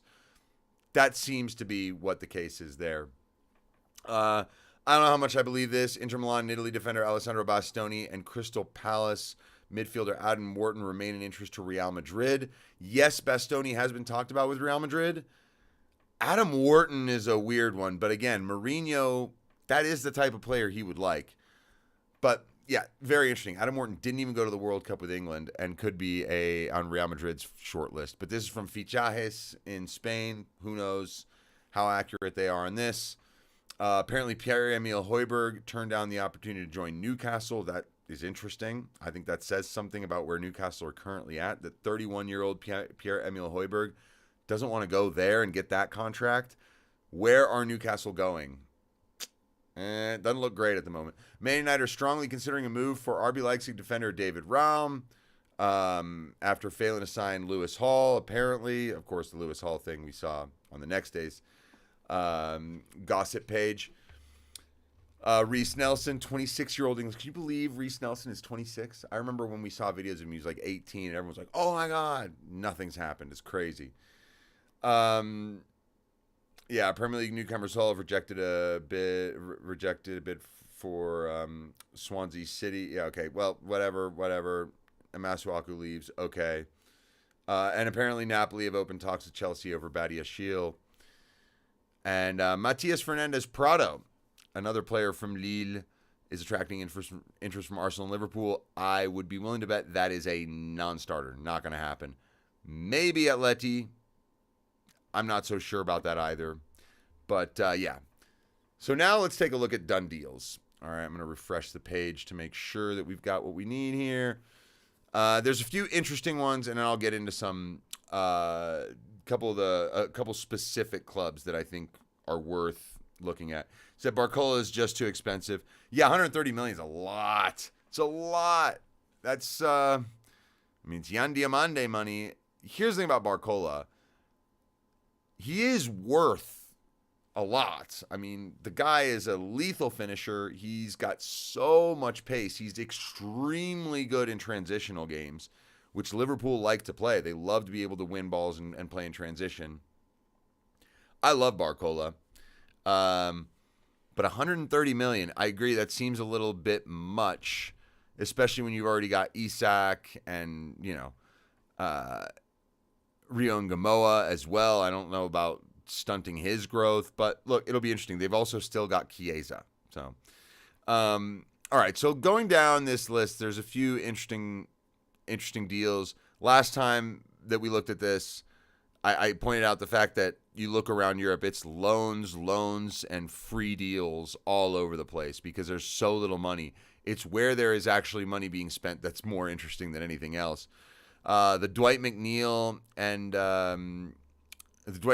Brennan Johnson deal, that's a weird one. Straight swap. Brennan Johnson is 25, Dwight McNeil 26. They're the same age, but that was a weird one. There's people who think that they're different value. I actually, frankly, would prefer Dwight McNeil as a player. Happy to see this. Philip Jorgensen leaves Chelsea, but he doesn't go too far, I guess, in a way.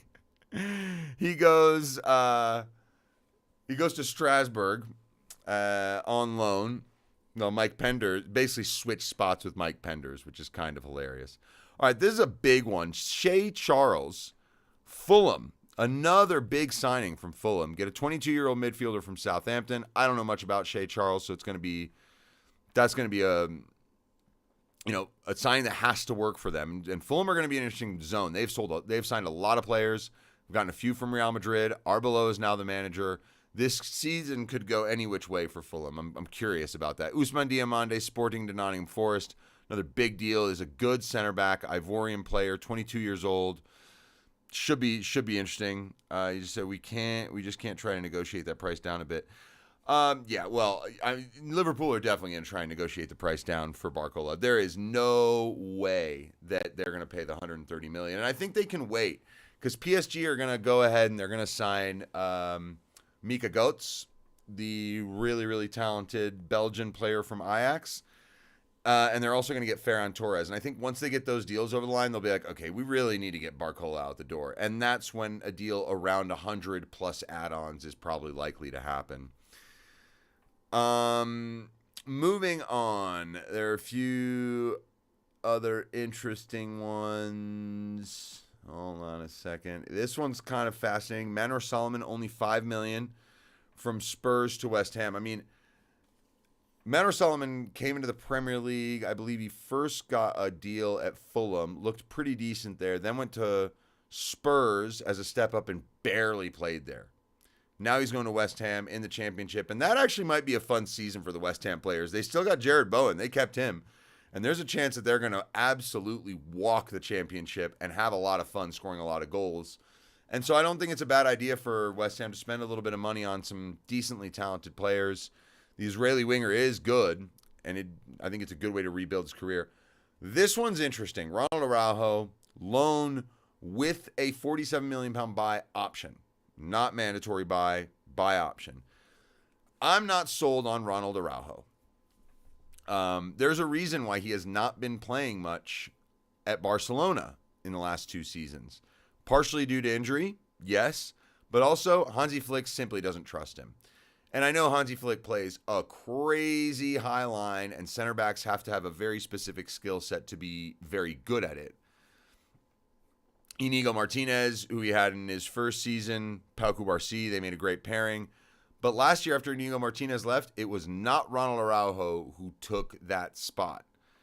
And basically, he's sort of been just getting edged out of Barcelona now for the last couple seasons. And look, he's a good player. But I'm not totally convinced that Liverpool fans are going to be as happy with him at the end of the season as they maybe are now.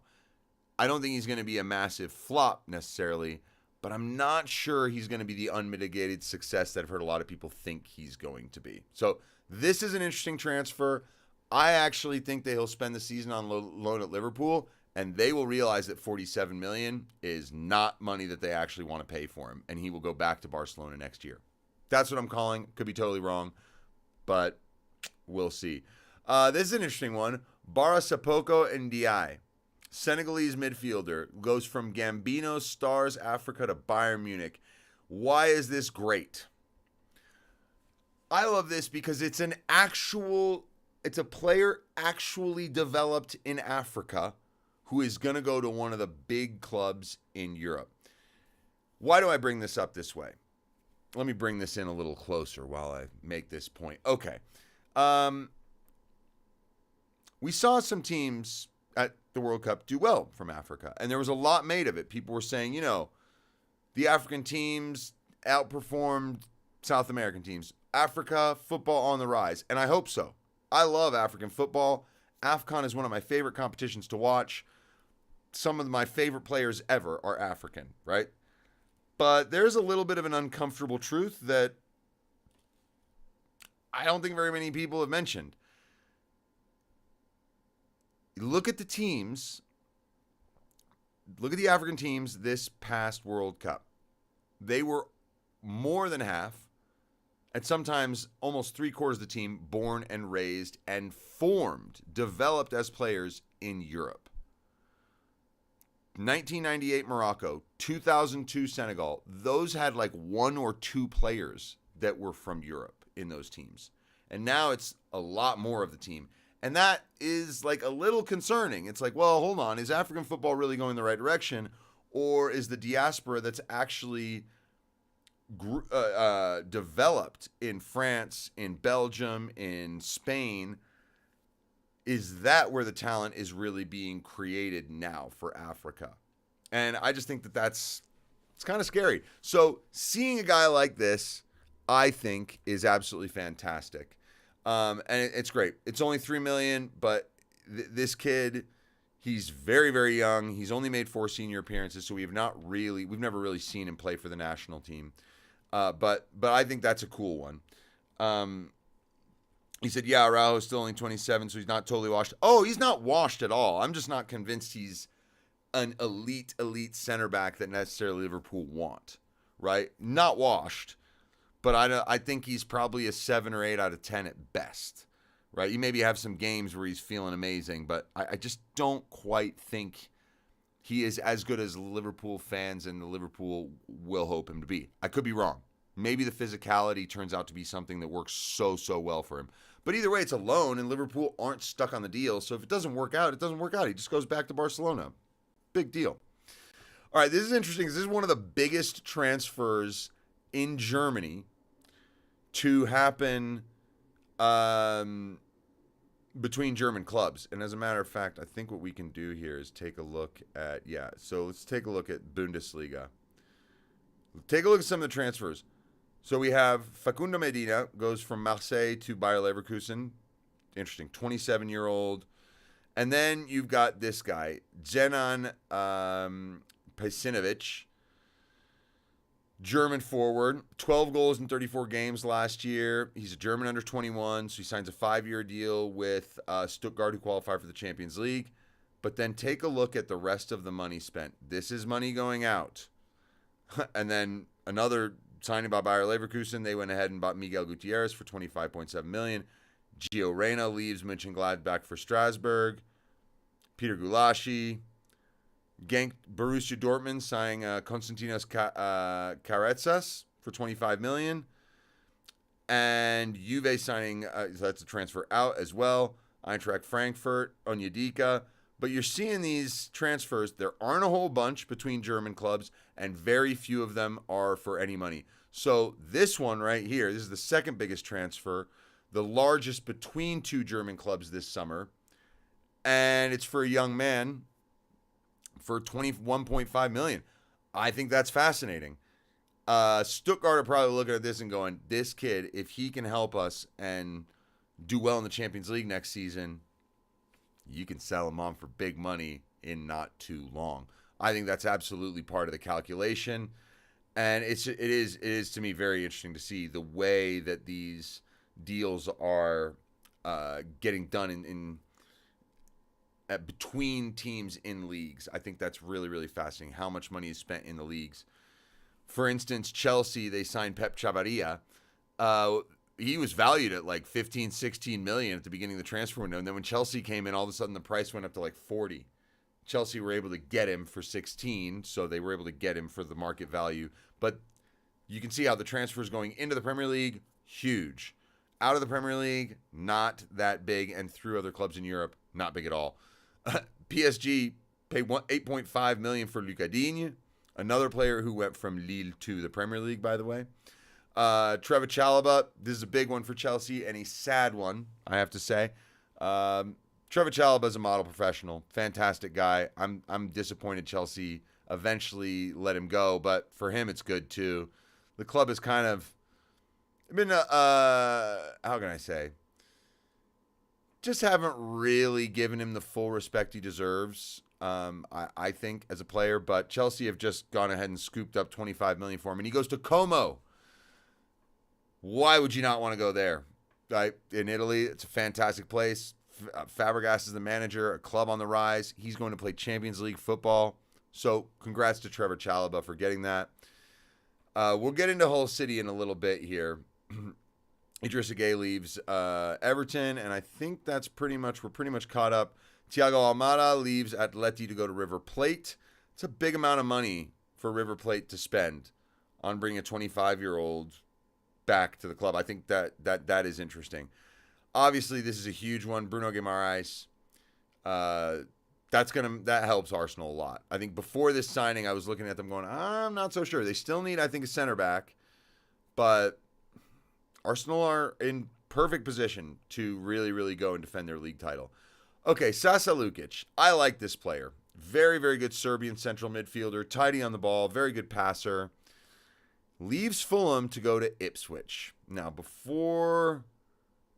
is there any other one that's really worth talking about here? Caleb Urenki to Coventry. I will actually talk about that in a second. Yeah, okay. We are now at that point. I want to talk about the promoted clubs in England. Okay. Let's actually start with Coventry. So Coventry have signed Caleb Urenki, 20-year-old Ghanaian, was at the World Cup, did pretty well, lots of energy. But I look at the transfers Coventry are making, and I'm like, I'm not so sure you guys are there. You guys have signed a goalkeeper from Brighton for $22.5 million. Okay, Caleb Urenki's 20. He's a midfielder / defender. I mean, puts himself about, runs a lot. Did score a goal at the World Cup because he is able to cover ground. But I'm just not totally convinced that, I mean, he'll put himself about. He's going to bring energy. I just don't know if he really has the quality. Loum Chauna from Burnley. Aurelia Amenda. And then Frank Onyeka. I think this is a good signing. Defensive midfielder. very, very, very experienced player at 28, came from Brentford. But I'm just not convinced by these Coventry signings. Not at all. Not yet. They're going to need to do a lot more work. Hull City, it's pretty similar, right? 20 million for a goalkeeper, plus also Jack Butland. So they spent 24 million basically on keepers. They've got Jens Hjertedal from Tromsø. Okay. Elliot Stroud, they bought for 3 million. Morita, we don't really know how he'll do in the Premier League. Matt Target, okay, he's 30, but he hasn't played a whole lot recently. Oscar Zambrano, 22-year-old defensive midfielder. The thing is, he's returning from a loan. It's not even a signing anymore. That is not great from Hull City, you'd think. And then look at Ipswich. They signed Emerson with 2 N's, I believe, from Toulouse. Young player. Scored 6 goals in 27 games last season for Toulouse. So, okay. Brazilian forward. We saw the way Ryan came into Bournemouth and did well. That's not the sign they're going to hang their hat on. Abdul Fattah for 20 million. They get a winger. Florentino Luis. This is a lot. Dyson Maeda, I think that's good. But this one, Sasa Lukic, I really think this transfer, Maeda being an absolutely serial goal scorer at Celtic. And I know that he's not, no way is he going to score the same amount of goals. But the way that he scored goals at Celtic, the way he took goals, the way he scored a goal at the World Cup, I genuinely think that this one could work. Kiel Sherpen from Union Saint-Gilloise, a goalkeeper as well. Issa Diop, I think that's a big signing. Again, here's the thing. Issa Diop, they got a really, really good experienced center back, a really good experienced holding midfielder, a good experienced forward. Then they blend in some youth and some players that are slightly unknown quantities. Then you got Chuba Akpom, who has had a lengthy career, did well abroad, did well at Middlesbrough, did well at Ajax, and it's just a loan. Or no, sorry, not a loan. Sorry, they bring him for $7 million from Ajax. So I just think this is a good balance of signings, and they're not done. I wouldn't be surprised if they go and I would love it if they went and bought Liam Delap back from Chelsea, but I don't think that's going to happen. You think Coventry and Hull will go down? I agree, and this is why. Unless they really change what they're doing, I am not convinced by Hull or Coventry. Hull, I wasn't convinced about them getting into the Premier League anyways. They beat Southampton in the final, who were probably they were the second best team in the league, really. Ipswich was second best team in the league behind Coventry, but yeah, Southampton were better than Hull throughout the season. I think Wrexham were even better than Hull throughout most of the season. And yeah, this is where we end up. I do think Hull are going to go back down. Coventry, it'll be interesting to see. They've got Lampard in charge, so do they mount a good challenge? They could. We'll see how that goes. But yeah, I think Ipswich are going to find a way to stay up. I think they learned from their mistakes last time around. I think they've made good signings, and a lot of them, a good balance of them. And it could be a solid year for Ipswich. I think there's a real chance that they stick around. Other clubs in the Premier League, there's not a whole ton going on. I did want to take a look at Aston Villa, but yeah, no major new signings yet. Manzambi, I think, is going to be awesome for them. But they're in trouble. They haven't signed a whole lot. Newcastle, this is the other team I want to take a look at. Bazumana Toure, winger from Hoffenheim. Alaji Bamba, Lucas Hornacek. You can see the signings that they've brought in and then the signings that have gone out.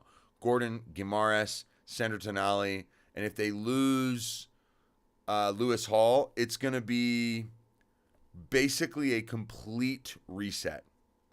Almost a complete reset for Newcastle of where they were a few years ago. And now new manager. So it's going to be interesting to see where Newcastle end up. But yeah, not where they want to be, I don't think. Going to Spain, I think Atleti are, and there's not much new yet. They brought in Grimaldo, Morten Hulman, and Lee Kang in. There's still money there's still deals to be done here. And obviously, we'll see what happens with outgoings. I'm very curious to know what they do about the Julian Alvarez story. There's Dortmund not buying much, right? They got Konstantinos Karetsas sold out of Yemi. But what I was really going to look at was Bayern Munich.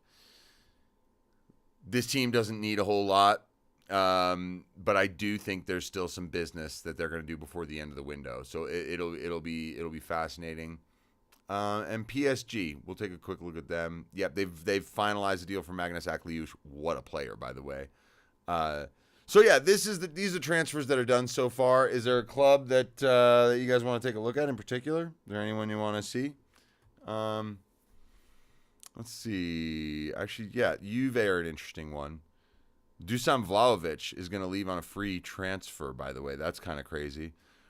Yeah, Juve. I mean, Randall Colomani for $32 million, I'm not sure. I do think that's about what he's worth. So, but he's got to deliver for Juve. He really, really does. He was there for a little bit, and before he came to Spurs, he was on loan at Juve. Then he went on loan to Spurs. Ali Begovic is a good one. Zeki Celik, that's a good signing. He's a good player. Ismail Konate. Let's take a look at Como. What else have they done? So they got Trevor Chalobah, not much else. Not spending a whole lot of money. I mean, look at Trevor Chalobah, how big of a deal that is. They're going to have him as a centerpiece of their defense in the Champions League this season. So great move for him. Inter Milan, obviously, we talked about how they might be interested in going in for Jed Spence. There's still a few other pieces of the puzzle. Milan, they looked all right for a half against Chelsea in the friendly, and then they made substitutions. But they still need more, I think, Milan. And it's going to be interesting to see if they can hold on to Rafael Leao, if they want to. Yeah. You want to do a quick mention on Berhalter and Arfsen at Middlesbrough? Yeah, sure, why not? I'll bring it in a little closer. So, yeah, I think it's great.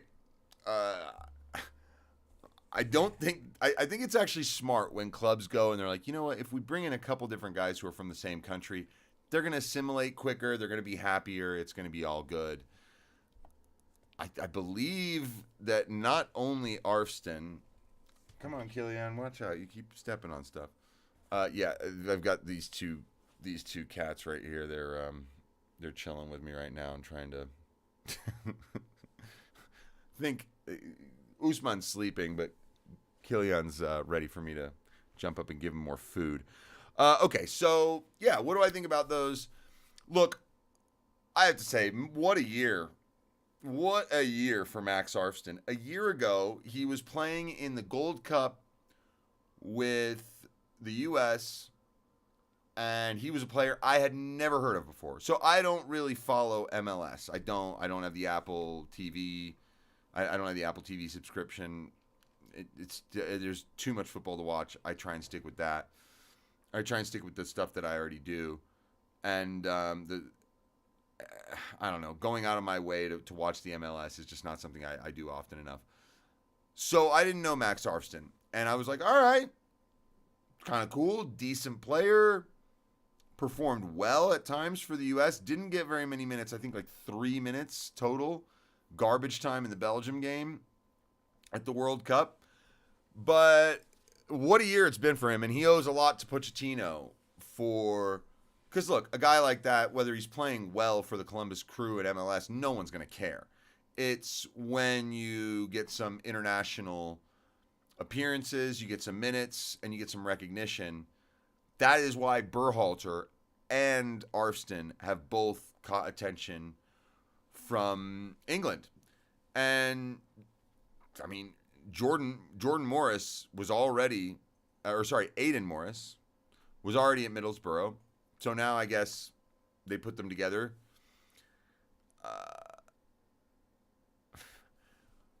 I like it.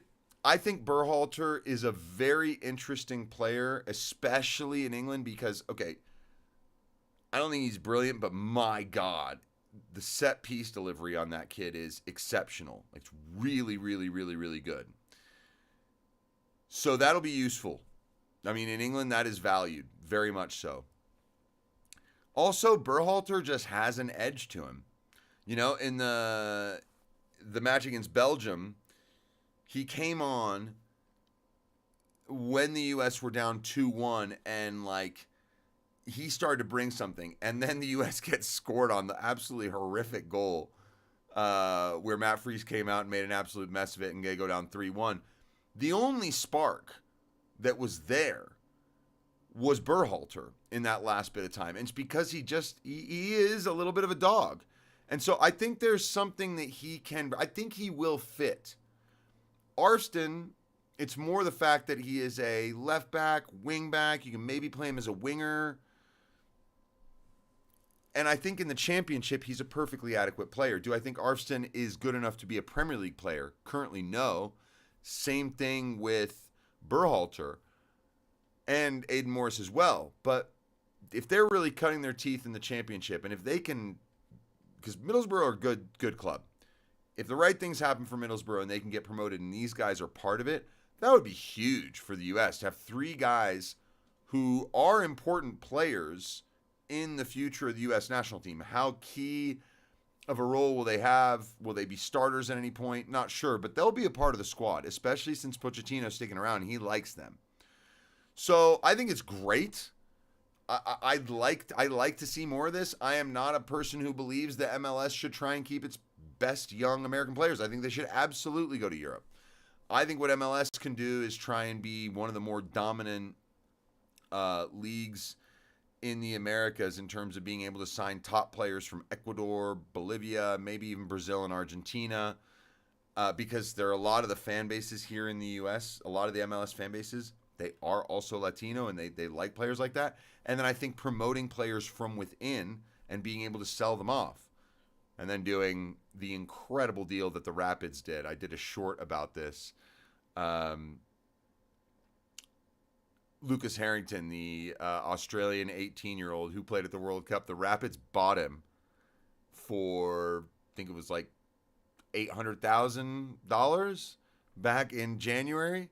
And then they bought out the rights for the sell-on clause from Brisbane Roar for $500,000. So they, for 1.5 mil, they got the player and just sold him to Hull City for like 30 million, 25 million. I think that's the kind of thing that the MLS should be doing. They should absolutely be trying to bring in youth that can use the place as a stepping stone, promote youth from within the academies, bring up players from the USL, so switchbacks. This is the Colorado USL team down in Colorado Springs. Start, find the good players from there and bring them up. Look, I don't care if MLS is plucking the best USL players out and giving them a platform. I think it's fine for MLS to be a selling league of certain talent, especially U.S. men's national team players. So yeah, and I think totally these guys could all make it to the Premier League. I think it's really good for them to start in the championship and really work there. And I think they can work their way up. I really, really do. I think that Middlesbrough have everything it takes to come back to the Premier League in due time. It could be very soon. They just need a good manager and the right mix of players. But these guys are not going to hurt them at all. So that'll be really. I think it's great. I'm really, really happy that those guys went. And I'm always happy to see decent, talented, young American guys leave the MLS because there is a comfort here. Another Morris to talk about is Jordan Morris. Mix the two up. From Seattle. There's this very well-known clip of Jermaine Jones. And he was telling Jordan Morris when Jermaine Jones was like late in his career and he was back in the MLS, he told Jordan Morris, hey man, like I know I have contacts in Germany. Like you could go there. Like there are clubs that would absolutely sign you. If you tell your agent I want to go, there are clubs that would sign you. You should go and you can improve your career and everything. And he said that Jordan Morris's response was, well, I don't know. I mean, my girlfriend and I were happy. Like, my dad and my mom, they helped buy us a house, and I've got a dog, and I don't know, like, and so look, I totally respect Jordan Morris for being like, honestly, I'm happy here. I don't need to leave and go prove myself I'm happy in Seattle. I'm happy in MLS. I'm happy around my family. I have absolutely no issues with that, and I don't think that's a lack of ambition, which is what people commonly say. if you are happy where you are and you're comfortable with where you're at, then there's nothing wrong with that. But that is also what you don't want to see from top players in MLS who are American. You want them to go and take the opportunity, at least to try for a little while in Europe and see how they do. So that's my opinion on those guys. Long-winded way of saying, yeah, I think it's great. You saw that clip. Seen Jordan Morris playing live. I mean, and look, Jordan Morris, he's kind of like this MLS legend in a way. Like, Seattle have won so many titles, and he's been a huge part of those. And I think that's great. Like, it's totally fine. Like, there are guys like that in every league in the world. You know, like in the Australian league, there's guys who are just like known. They've been there for years and just kind of legends in the league and not anywhere outside. And that's perfectly fine. But I do think especially the guys who are currently in the U.S. men's national team, especially the younger ones like Arston and Berhalter, there is no better time to go and give it a shot. And talking about American guys, we glazed over it a little bit earlier. We just sort of passed right by it. Gio Reyna going from Gladbach to Strasbourg is very interesting because the French league is great for young players, and Strasbourg, yeah, it's a blue coat thing, but they have good players. They're going to have a good team. And if Gio Reyna can fit into that and do well, I think it'd be great for him. I think that'd be fantastic. Not even better than Josh Sargent. You talking about Aiden Morris, Jordan Morris. Josh Sargent. Now, this is a guy, it does make sense to come back to MLS. It really does. And so him coming back to Toronto after years at Norwich and like being good in the championship but never really being able to make the jump to the Premier League. Yeah, after a few years of being there, I think there's nothing wrong with coming home. But I really do like the guys who are in their early 20s, mid-20s, who have been in MLS, getting stuff going, getting the national teams, like go and try. Maybe you make yourself better. Maybe you make everyone better. Maybe you find out that's not your level. But that's the way I view it with the U.S. players. So we've just seen Xavier Gozo, I believe, go from New York to Crystal Palace. Another good idea. This is the type of deal that you want to see. And yeah, I mean, I think it's a good time for U.S. soccer in the sense that Pochettino staying around also means he is absolutely going to be recommending these guys leave. Let's say Steve Cherundolo had taken over, or any American boss who has been in MLS over the last few years had taken over after the World Cup and Pochettino goes. Do you think those guys would have made those signings to Burrow? I'm not so sure. The fact that Pochettino brought Arston and Berhalter into the team when they previously had not been, and now, right after the World Cup, they're going out to the championship to play in Europe, I don't think there's a coincidence there. I think that Pochettino is doing a similar thing that Jurgen Klinsmann did, which is encourage the guys to go, compete, get out of here. So that's where that is. I don't know. It's going to be interesting to see what happens with them, but man, it's all coming. So I just wanted to mention this real quick. Let's go ahead. I'll bring you in here. Just going to go to check out some of the things that are coming. Man, that Ice Pack did great. The computer's frigid right now. It's fantastic. Oh, yeah, Leagues Cup is going on. So we can take a look at some of these results. Again, all this is on Apple TV except for one of the games.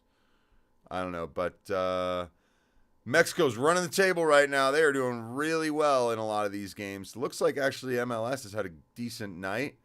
So Tigres are beating Vancouver. Columbus beats Pumas Unam on penalties. Atlas beats Cincinnati. Minnesota beat Atalante.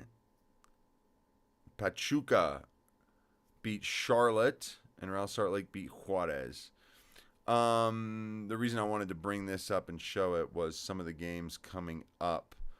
Not so much Leagues Cup. Although Leagues Cup is a pretty cool tournament. I do actually find it fun. Like it actually is a good tournament. It's too bad that it's on Apple TV. Maybe I can find somewhere where I can get a free month of it or something like that. There was, Copa Italia is going to start. No, but this is a big thing. Next Saturday, there's a few club friendlies that are interesting, but the other thing that's happening, La Liga is beginning next Saturday, and I believe the Community Shield as well is going to be next weekend. The championship is going to be fully underway. Middlesbrough will play Lincoln. So if you got Paramount, which I do because that's where the Champions League is, so of the 4 streaming services I have to watch football, so annoying. But, yep, Middlesbrough against Lincoln City. So I am going to pay attention to Middlesbrough this season. I definitely am. And, yeah, the leagues are all getting going. I thought that, no. It's Sunday.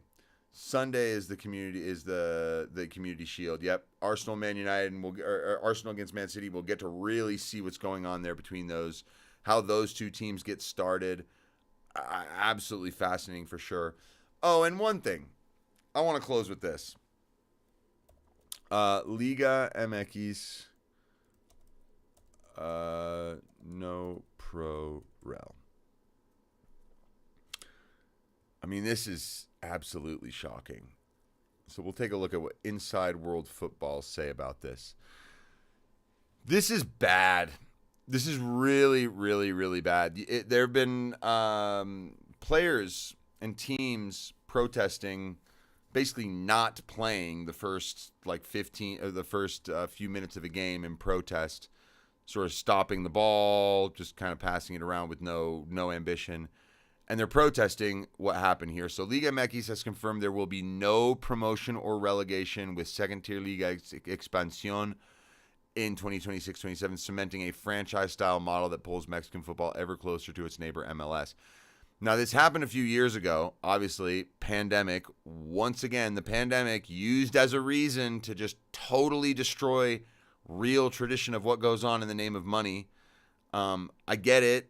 Like, Mexican football doesn't have a whole ton of money, but they've got real fan bases, which is what I find a little crazy that this happened. But traditionally, one club went up, one came down. So not a huge amount of grease was going on in Liga MX. But still, since 2020, the promotion and relegation has never returned to Mexico. That's crazy. In 2025, Court of Arbitration for Sport rejected an appeal from 6 Liga Expansión clubs to reinstate it. That's crazy. That CAS said no, ruling that 2026-27 was the earliest they could do it. So, okay. Now they tried again. And the 3 bottom Liga MX sides will no longer be fined for finishing low. Fines that once reached 80 million pesos, 4.6 million for last place. Those proceeds had been funneled to Liga Expansión clubs as compensation for the closed door. So that was the way they did it, was if you finished at the bottom, you had to pay that money to the league below. A token, again, like it's ridiculous. Like, they want to move up. They don't want to just be given money. That money now disappears, and as it happens, the fines went unpaid at the end of 2026 Clausura anyway. What a joke. The only route now is buying an existing club's license. So essentially franchising, full on. Exactly what Liga Expansión leaders Atlante did. That's why you saw them playing in that Leagues Cup. Acquiring the certificate of the dissolved Mazatlan. Yo, Mexican football is in turmoil right now, right? Like, this is crazy. I don't know why I didn't have this as one of my main topics. I've been meaning to talk about this for a while. On the same day, Liga MX announced it would split its administration from the FMF and operate independently, mirroring La Liga and the Premier League in Spain and England. The FMF called it a historic step that was approved unanimously by the 18 clubs and based on the best practices from European leagues, since making it Liga MX a global league. This move entrenches the top flight's separation from the rest of Mexican football. I mean, that's not good. That is not good. And like I say this, the U.S. gets a lot of a bad rap for not having promotion relegation, right? And I hear a lot of people complain about how that needs to be added to the system here. But MLS has never had promotion relegation. There has never existed actually in any sport in the U.S. at the professional level. And it's a big risk. Like, the reason why, okay, the Switchbacks, this team, I have gone to see a couple of their games. It's a cool little stadium, 8,000 seater in Colorado Springs, and it is empty a lot of the time. USL teams, USL 2, USL Championship, USL 1, even MLS teams. I mean, I live here in Colorado. The Rapids don't sell out very often. Like, honestly, the fan base in the U.S. is not rabid enough and have enough desire genuinely to support the league as well as I think as well as it would need to be, or to support all the teams, right? So the fact that promotion relegation doesn't exist in the United States, I kind of look at it as, well, I mean, it'd be nice, it'd be cool, I'd like it. I just don't know if it works under the football culture here. But the fact that it went away in 2020 in Mexico and is still not back, and they're essentially kind of like, yeah, unless you can buy a franchise essentially in the league, nah, we're separating ourselves.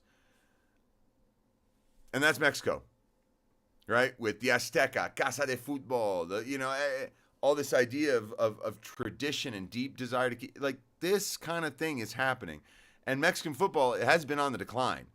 For sure. Like, you mentioned that, SSB. I think you're totally right. But this is bad for Liga MX. And it's just bad for Mexican football. For the Liga MX, the top league, it's fine, right? It's still a highly supported league. The teams make a good amount of money. But, man, when the best they can do is like, okay, we're waiting for Leagues Cup every year or two when we can beat MLS teams and flex our muscles in the CONCACAF Champions League. It's like, you guys are destroying your own football pyramid. That I find shocking. Yeah. I mean, look, the cool thing, this is the thing. This is why you mentioned, you remember MLS clubs used to always get beat, but now it's the other way around. Honestly, I think we're at the most competitive era where there isn't much of a difference between the two leagues. Like, the good teams in both leagues face off really well. I mean, when I look at some of these results from Leagues Cup, like yesterday, here, I'll bring you in on this. Let's see what happened Monday. These are tonight's games. Let's see what happened Sunday. Were there games on Sunday?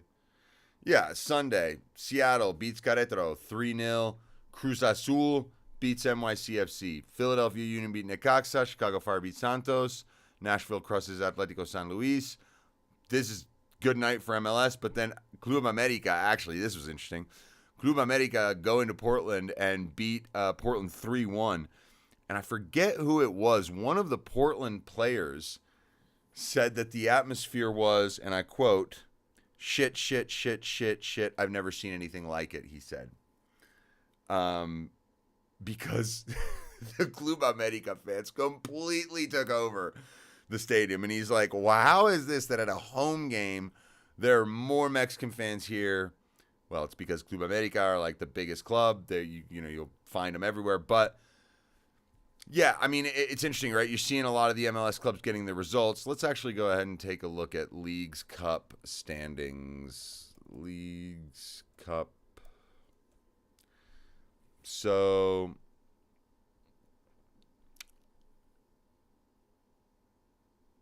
two groups, the MLS group and the Liga MX group. That's the way they're doing it this time. So all the Mexican clubs are in one table, all the 18 MLS clubs that are in another table, and then they play each other, and then whoever comes out on top.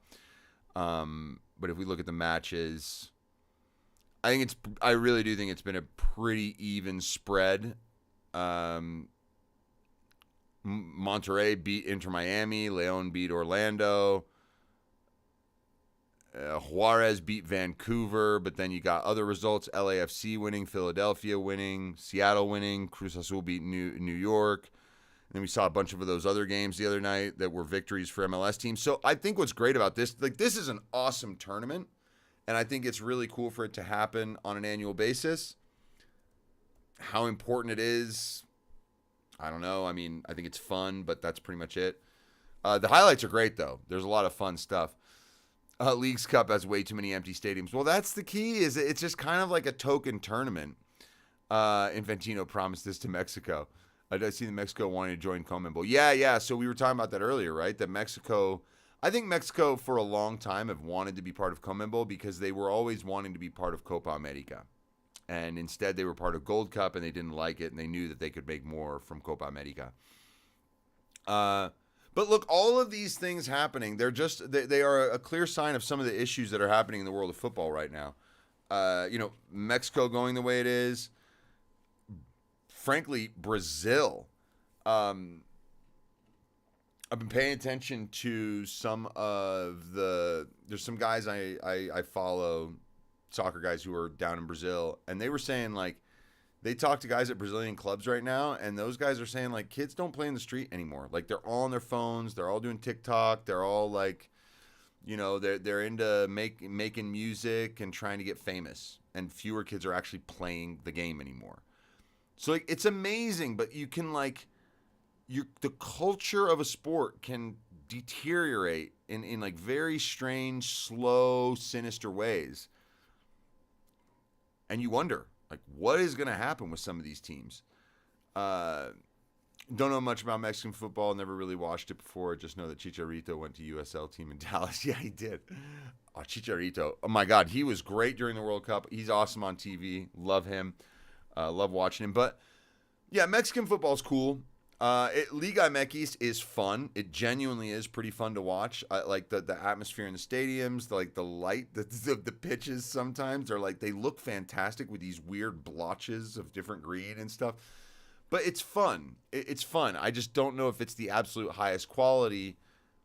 It's probably it's second best league. It's the best league in North America along with the MLS. I think those two are pretty level. We can tell that now. But when you go south, like, it really is only the Brazilian league, which is spending a lot of money because they've been selling well. And then the Argentinian league, I mean, Argentinian fans are never going to let their clubs die. Those people are so hardcore. But there's not the same quality that there used to be. When I was growing up, my God, River Plate and Boca Juniors had, like, proper top-level players playing for them. And now it's just not. These are a complete selling grounds. And so football's going in this weird direction where the power is consolidating even more. And the money, it's all going to Europe. It's all going there. And this is part of why, if we go all the way back full circle to the conversation we started with at the beginning of this stream, an hour and a half ago, Europe is basically got football by the balls if they know how to use it right. And that bothers people from around the world. It bothers different federations. It scares them that Europe can completely just own them and just buy their young players at an early age. I think Argentina, they instituted a rule that if you don't play in Argentina up until a certain age, you can't play for the national team. Or if you never played for an Argentine club, you can't play for the national team or something like that. It's going to be really interesting to see how countries decide to deal with this, because the club game is globalized, and that means it's funneling into where the money is, and that's all in Europe, and it's mostly in the Premier League. There isn't no big five European leagues. James Horncastle from The Athletic said this. He's like, there are a few good leagues and mostly some big clubs. So that's pretty much it. That's all I got for tonight. I'm starving. I'm sweating. I need to turn my fans on. Europe just picking apart South American talent. Yeah. Well, I mean, like Vinny Jr. leaving at 17, that was, like, that used to not be the case. Those guys used to stay there, like Robinho, win a title at 18, 19, and then make the jump. But now they're making the jump before they even get a first-team appearance. So, yeah. Don't really know where that's going to go. But at some point, these countries are going to have to do something different. There's just no way. There's just no way that you can keep operating this way and hope that you're going to keep producing talent and that your clubs are going to stay alive. Unless you have fan bases that are just so deeply in love with just going to games. In England, for instance, you'll get like non-league football where like a small town with a little club, they're able to actually generate like 3,000-4,000 fans on match day. And like, this is standing room only, not even with like stands. And everyone loves it because, they can drink at the stadium. It's nice. It's chill. You're hanging out with your buddies. And it's a more down-to-earth experience. And it's like basically cheap, free to be there, right? And people want to be close in touch with their clubs. I think that exists, but it's got to be organic. It's got to be grassroots. And if countries really start to lose that, I don't know how they get that back. I don't think that really exists strongly in the U.S. It does in other countries, but again, you wonder, like,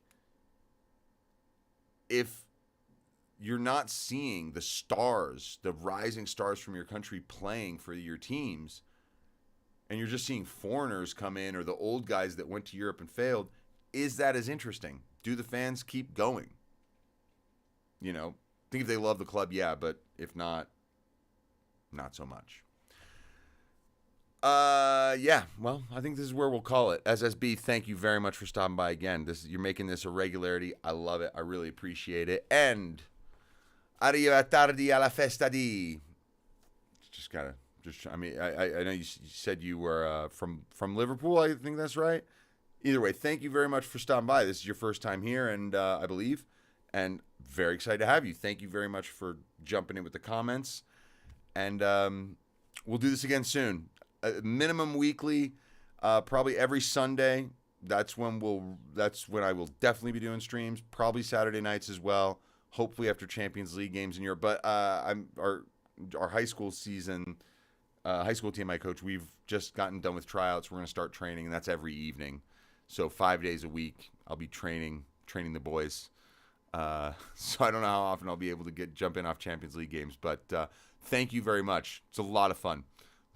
And we're always going to learn stuff together on here. So anytime you have questions, ask them. If I don't know, I also love going and researching this stuff. It's just more fun doing this with people. So thanks for being along for the ride. I'm Sebastian. This is Campfire Football. Much appreciated. And enjoy your night.